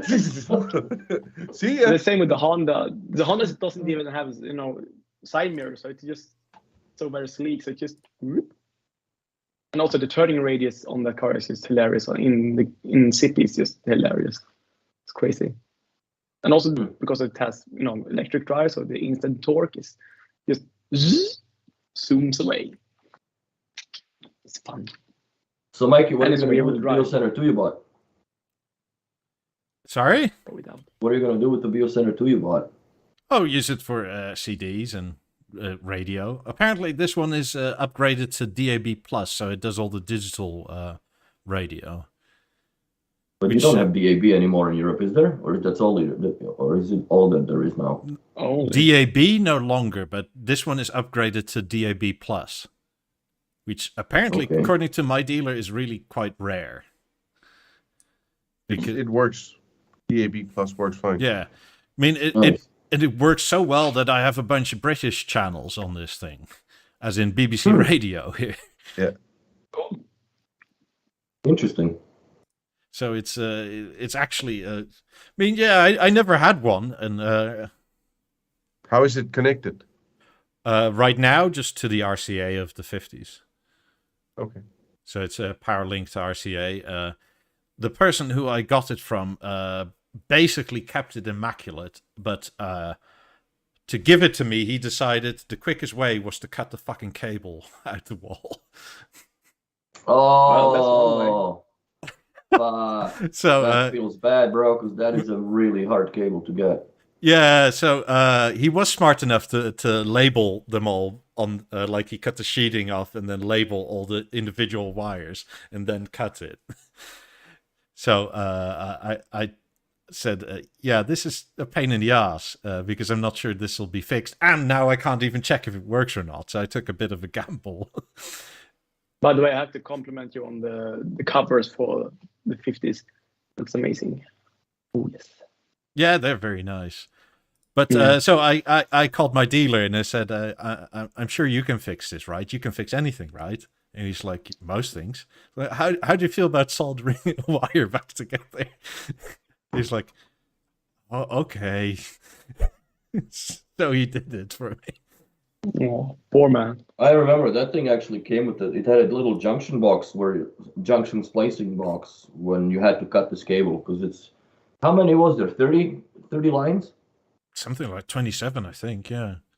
Close to, yeah. But they're also different sizes, which is great. That's right. Like you have the Ethernet wires that are like, I can solder, but like, I bet even Steve would go nuts by doing a cable of this magnitude, because I think they're smaller in most cases than the Ethernet wires, because some of these wires are so tiny. Like I was looking at them and like you can't even see the metal inside the sheathing. That's how little there is in some wires. Yeah, does Megan love it? She's not here. she left for America. That's why he bought it. Oh, he's fucking sweet. Like, She's leaving the house. Opportunity. More enters. Yeah. She's playing that game. Guess what's new, honey? In the house without telling her. It's the same with the Heidi's gone. It's more and more shapes that enters the home. Mop, mop. Yeah, so that's kind of what happened. You learn from the best. That's funny. I mean, so you technically haven't tested the thing, or have you? Yeah, it's attached right now. It's running. Yeah, it's and the cable works, which is nice because it was also the 10-meter cable. So oh, good. So that gives a bunch of options for later on in life. Yeah, just don't fuck up the soldering. But yeah, well, I mean, my dealer did a good job, and it's all heat shrinked and everything. So it's not just like tied together with some tape, and he actually went to town. Masking tape. Yeah. I'm not sure he loves me still after this, because it was one of these painful jobs to do. Just soldering. It's not like you're asking him to carry a fucking set of 50's up 2 flights of stairs. Was any of you a fan of the two here when it was around? I wasn't really a fan. I was sort of, I don't know, initially it never really caught my attention. I must say, though, in terms of a CD player, it's better than the 2300. Like, it has a way better time playing scratch CDs than the 2300 does. I think it's amazing, but yeah, mostly when I look back at it, it was just kind of forgotten, much like the Beosound 4. But this was I like the Beosound really good 4 more. Yeah, but the cool thing about the Beocentre 2 was the DVD capabilities, right? Yeah. Yeah. I think that B&O dropped the ball back in the day with it, because that was back in the day when, well, I guess they didn't drop the ball, but they could have kept the system alive for much, much longer, given that they would have upgraded this to a Blu-ray. Yeah, that would have been amazing. And with the HDMI out, best Blu-ray player that money could have ever bought. Yeah.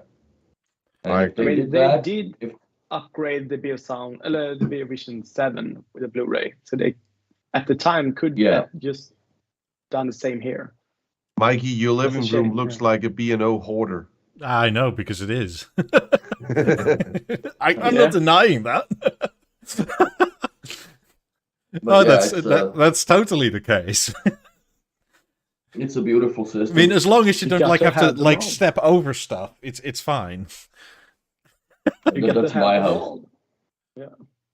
But So I mean, it's basically pristine. It has the tiniest of dents near the green button.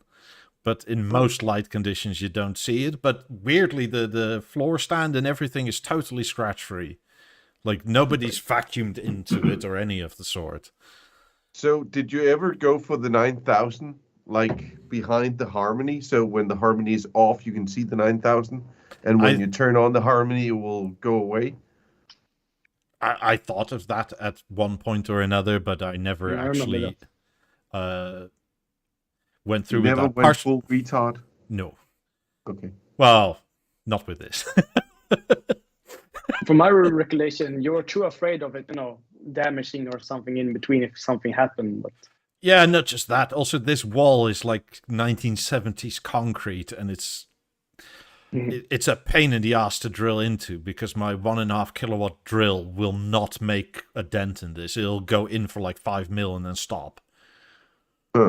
So I have to have one of these massive drills that I'm not comfortable holding above a TV, even if it's covered, because it's literally like with 2 hands. It's one of those drills. So you're moving the TV out of the way if you're doing that kind of shit. Yeah, and it's just too much effort, really. Yeah. And then you have that one wire that I'll never hear the end of if it was there. Just put it in the wall, man. It's like, yeah, I can't with these fucking walls. It's just concrete, man. But the Beocentre 2 is bloody lovely. I have I think you have the same CD somewhere, Eric. It's an old B&O CD, like Different Waves, I think it's called. The one from the early 90s or Yes. something? The 4 or something? Yeah. And it has a bunch of test music on it, obviously, as you got in the day. Obviously treated poorly, so there's several scratches on it. And if I play through the Beosound 2300, those scratches are audible in something like 8 places or something. To the point where you have one of these, like, hey, and then it continues again. That's a weak laser too. I mean, I tried that same CD in the Beocentre 2 last night, and it only has one of them on the like scratches where you turn the CD and go like, damn, that's a scratch. It's a shame. Those kind of CDs. Well, I mean, can't fix it now, but like this thing only has like less than a half a second hiccup with the whole CD, and the rest plays like it's not there. So just in terms of actually playing shit quality CDs, not because the CD is bad, but because it's maltreated. Yeah, I have the list here. I ripped it to my computer here, so yeah. It's a good track, at least.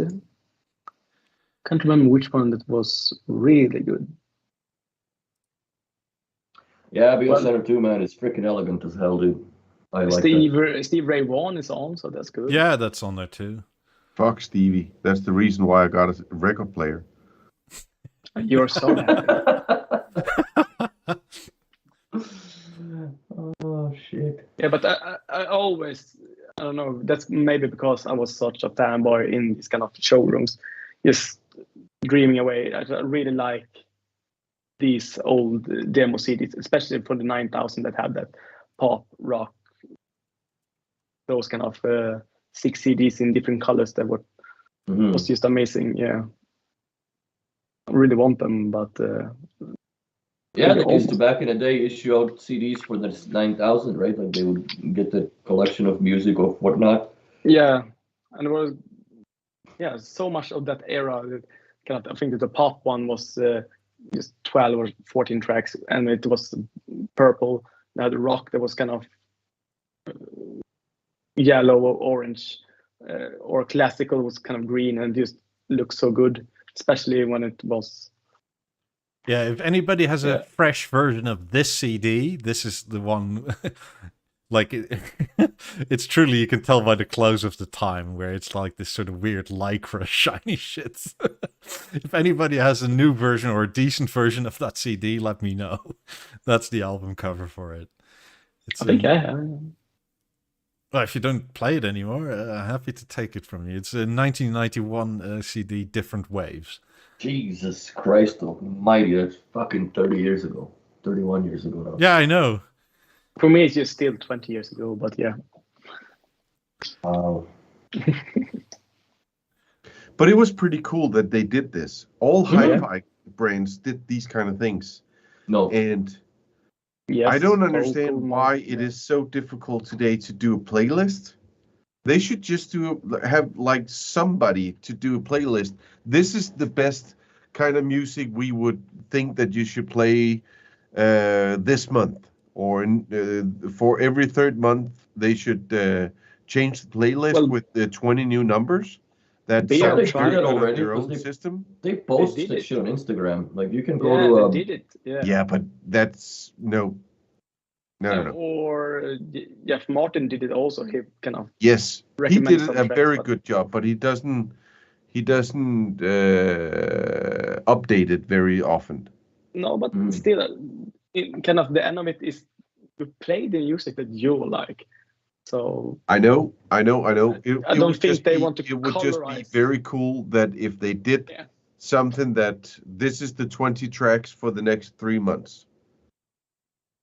Ooh, by the way, we have some time. I'll be right back. I have something to show you. If I can you can get a club night in Japan. Yeah, I know. Well, B&O, since PewDiePie is there, invite them over to one of your fucking fancy stores because they all look amazing there. Mm. One thing that's weird, right? Like in all of Europe, the store concepts more or less look the same, but in Japan, the B&O shops look B&O, but there's definitely a Japanese tint to it, and I really like that. Mm. Fresh flowers and stuff. That's what the bamboo is. Yeah, bamboo, the flooring is different, the seating is different, right? It's more to the local market, I think, probably. So, yeah. And we're back to freaking nonsense as far as the Instagram is concerned. Yeah. Showing a little bit of 28s, and let's go back to the freaking club night in Japan. Who cares? They did a lot. They do a lot with the Formula One. Yeah, and I don't mind that, but just like stop doing these cheap ass fucking Illustrator pictures. You know, dinner party. Who cares? Again, show product. Yep. Yeah. More of this. But did you see the new commercial for the portals? Yeah. What stood out to me in that is that in the beginning they have this massive gaming setup. Yeah. And he's using 2 Beosound balances, and apparently they're latency free. Yeah. I know. But the commercial is amazing. I mean, like really amazing. They upped their game. I mean, it looks fantastic. Hold on, I'll just get it on YouTube because it's better quality. It's an amazing campaign, and it's everything about it is very, very cool. Again, I type in Bang & Olufsen, and their channel is like a full scroll down. Oh boy. Oh. Sometimes they're Eric, I muted you, so you need to unmute yourself.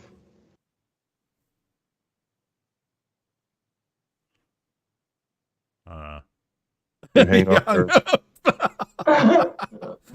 How do you get inside the chopper? Alt F4. Player left allowance. Oh shit. I mean, I can't play it with music because of this, that, and the other reason. Yeah. Cool. Am I back? Yes. And you're soft touch again. And you're all fogged out. I think now I actually know. Wait, were those portals a different color? It sure looks like it. Like they're a different light. They look like they're brown.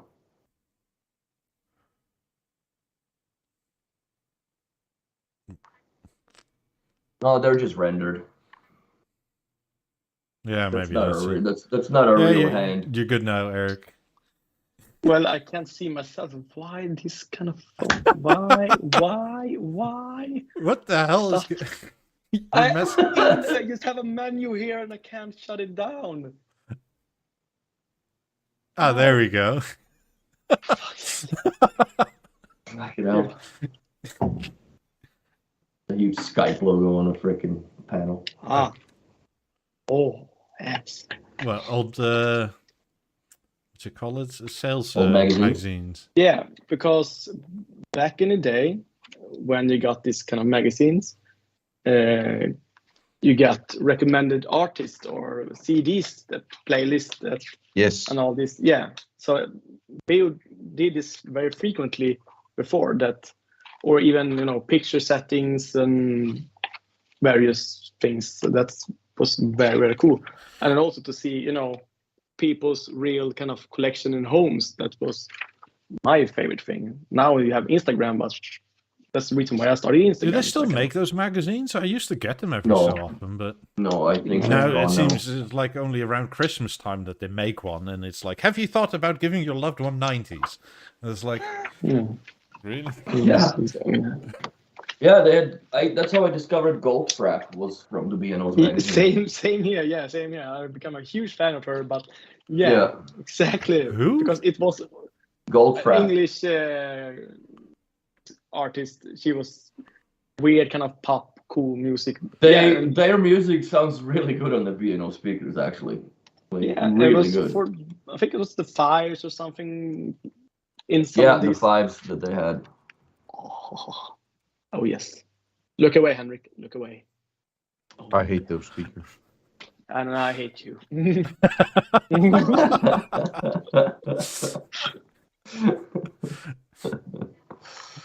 Remember this? I mean, oh man. Yeah, good phones. Kind of forgotten, and the whole kind of thing with the Aston Martin with cars and all that. Yes, and they did the whole Audi thing as well, and it just the presentation was amazing. I mean, this was kind of the dream and kind of Willie's home at the time, I guess. Yeah, it's a good home to have. Yeah. Mm-hmm. The only difference is that Willie just can't get out of his mind that the Beovision 9 is not that perfect. He wanted a 55-inch on it, or a 65-inch. Right. I needed a bigger screen, LG brother. screen on it. I need a bigger screen. So if everybody chips in, we can buy him a chassis stretcher. Old chassis. Yeah, that was the worst. I actually have never seen it in real life. It's just that's the picture I got from my tech in Vancouver. Did any of you have the BeoPort, the computer, PC? The what? The what? The Beo. Oh, the BeoLink PC. I remember that. BeoPort. BeoPort. Jesus. Yeah, Christ. This is what, 2001? that was the DLNA music server thing, right? No, BeoPort was essentially it was in a box the same as the active kit. It had a USB power link and master link, and a line in, and you would connect the computer into it, and that would and you would have to have a BeoPlayer software installed on your computer, and then you have the net radio and net music throughout the net master link. Oh, okay.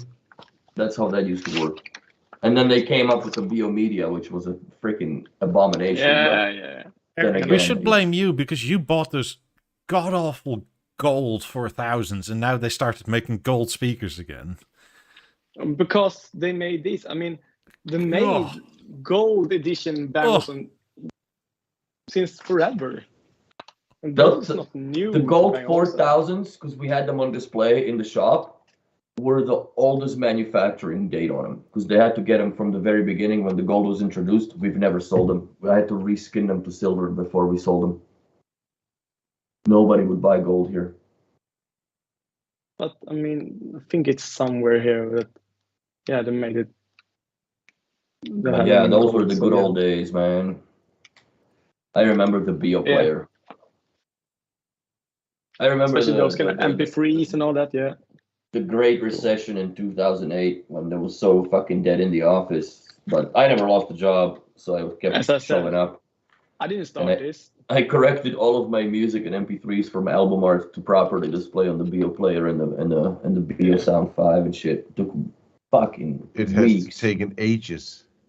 Oh, I did bro! the same, yeah. Like, and to do the album art properly. Oh man. Like, holy shit. So, and yeah, like I would Google like at least 1,000 by 1,000 pixel image, right? So you can put it in.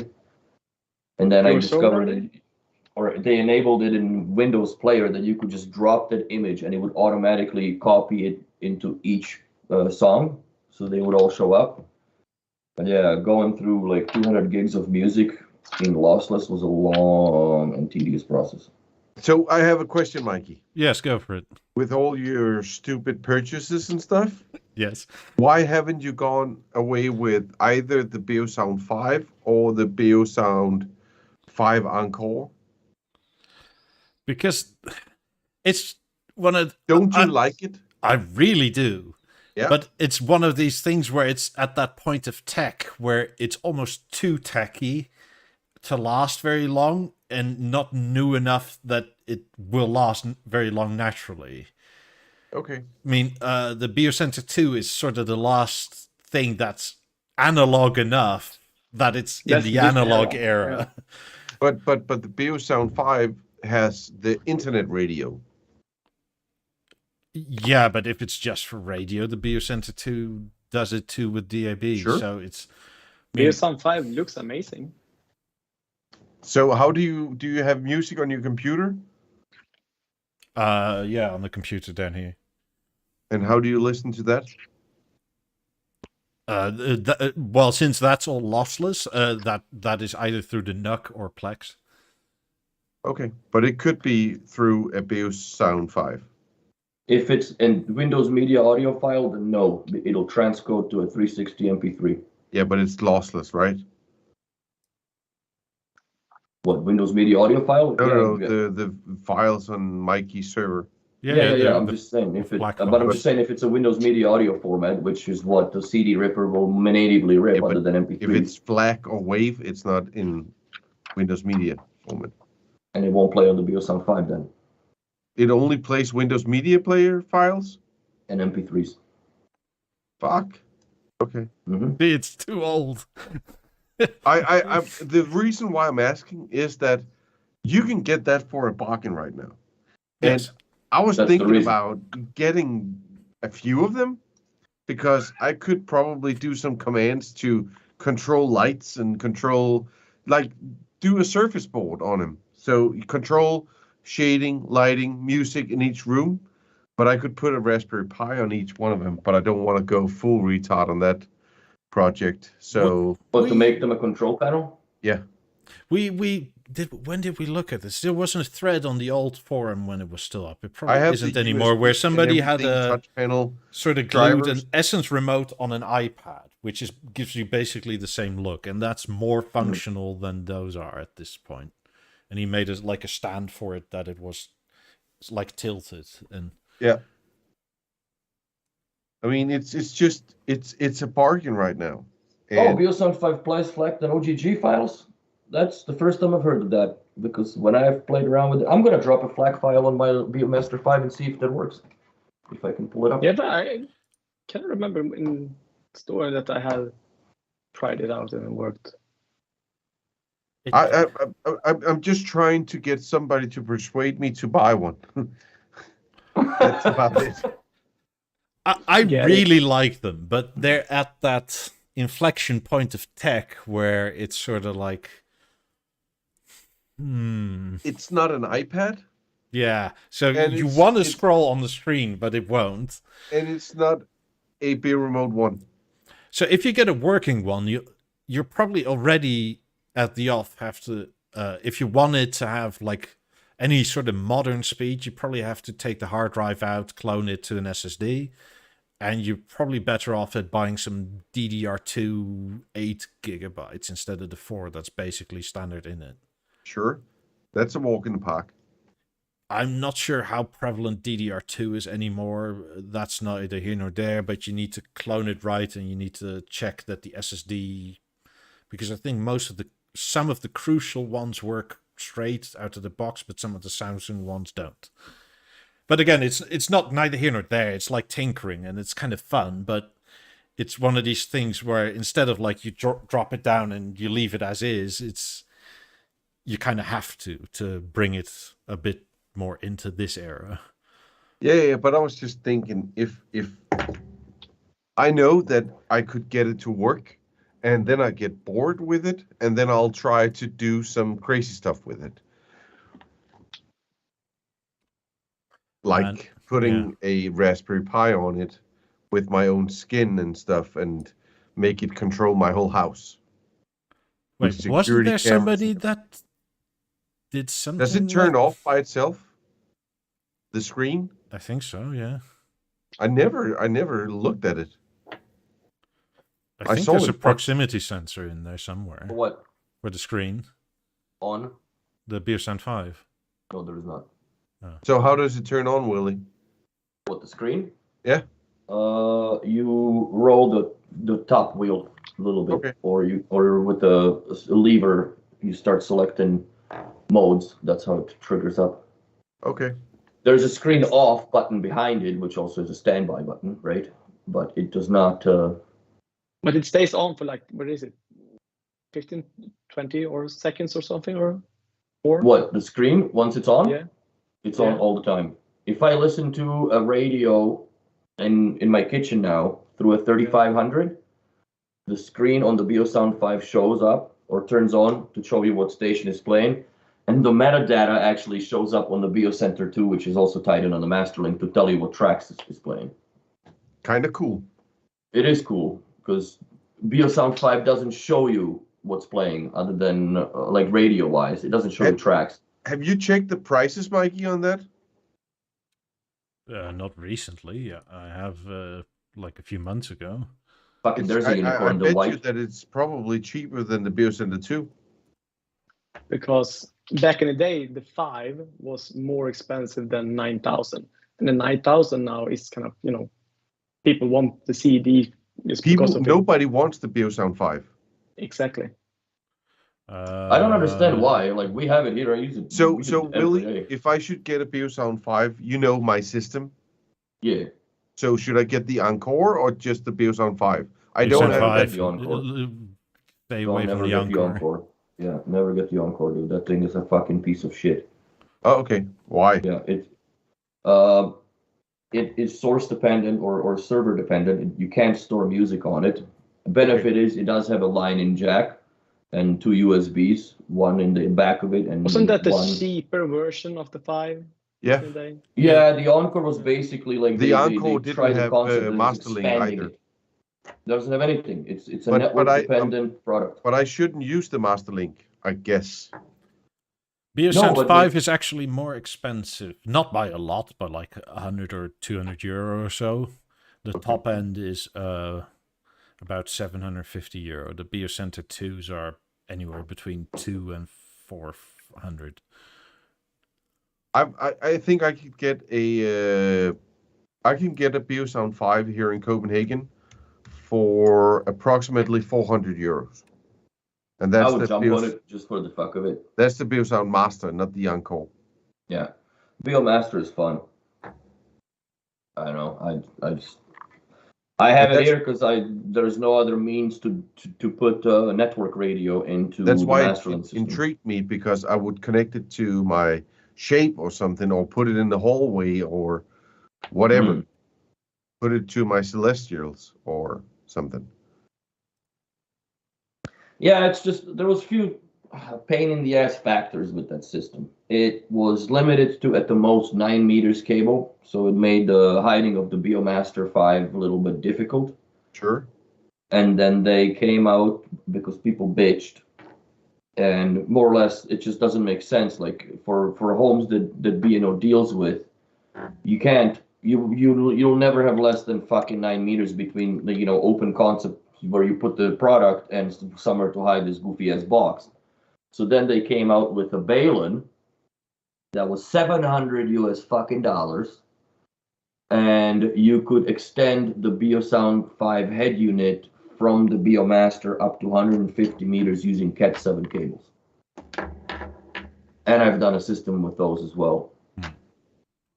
Speaking of your Celestials, have you seen the new B&O cover, by the way? This is a new color. It's sort of anthracite instead of normal aluminium. But you can get it in every color. Well, apparently this was a new standard color, as in not like custom ordered. It's just like one off the shelf you can now order.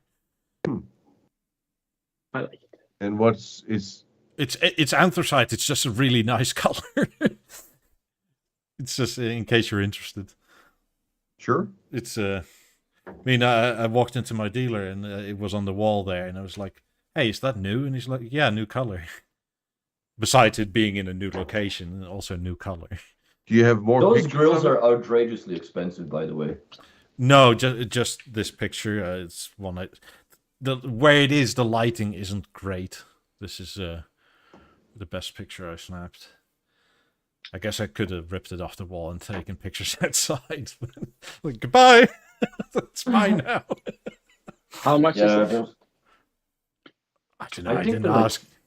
Probably the same 700 price bucks. as all the other ones. Yeah.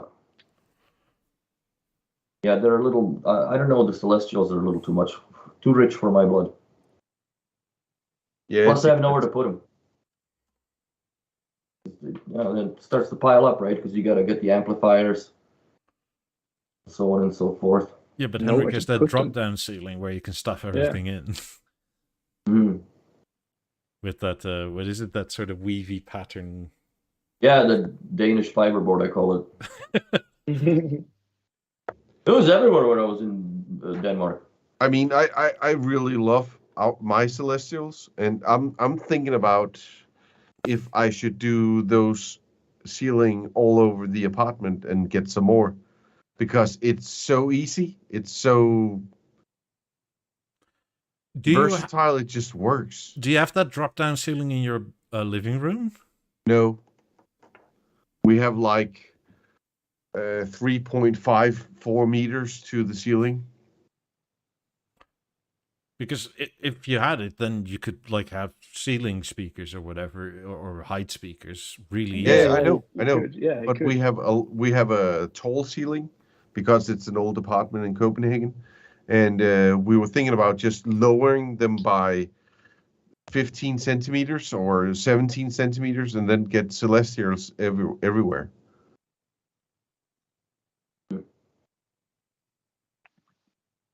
I mean, dibs on the 12.3s. I mean, right now, if you walk into a room, the music starts playing anyways, and it joins if you go into the next room. So instead of having the 5,000s on the wall, it will just play in the ceiling. Yeah.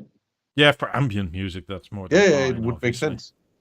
And the only place where we need speakers is actually in the living room with the TV for the theater. Yeah, where directionality matters. Exactly. And I mean, I would still not get rid of my shape in the dining room. Of course not. You're addicted. Because that's like Ben Stiller going full retard. So, and it needs to be bigger. But I would still put you need more logos. I would still put ceiling speakers in as well. So this wall needs the shape just to keep upright. I so want you to move and then take a picture of the Swiss cheese you leave behind. All the holes. How many holes did you do per tile? 3. Okay, I did 6. That's I fine. had drywall, so I had 72 holes to patch. Wait, and you have like 40-ish tiles, right? Yes. It's only 120 holes. That's what she said. Mm-hmm. You have to fill them all. Yep. Right. Oh, fuck, like you're painting the whole wall. It's not a pain in the ass. It's just Willie does the ass. Dallas. It's just a full like cover up. Yeah. Yeah, it's not a big deal. But no matter with the new owners like, I want to hang something here. We should put a light here. It's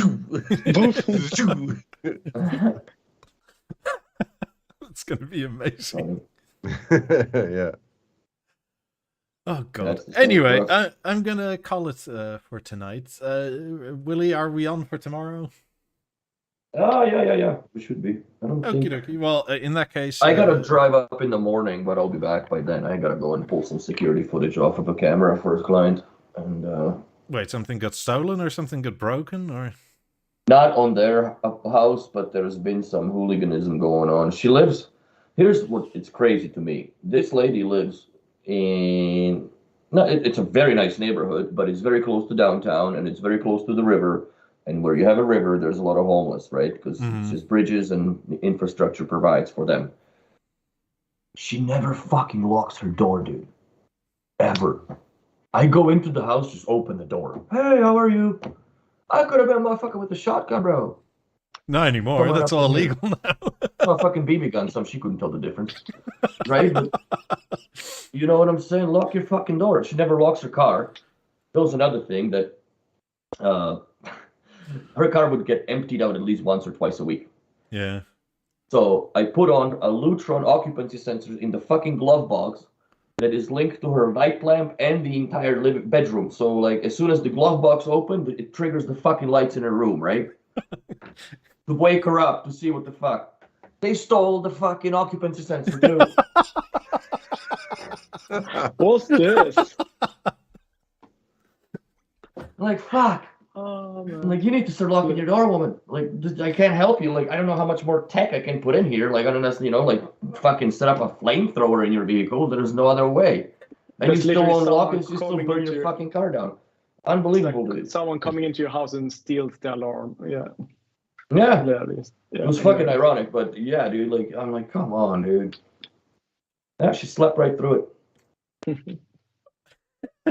Well, more shenanigans like doors, this. People. Yeah, lock your doors. Come join our Discord if you haven't yet already. Go buy stuff at Skinny Play. Thank you all for watching. Hope you enjoyed.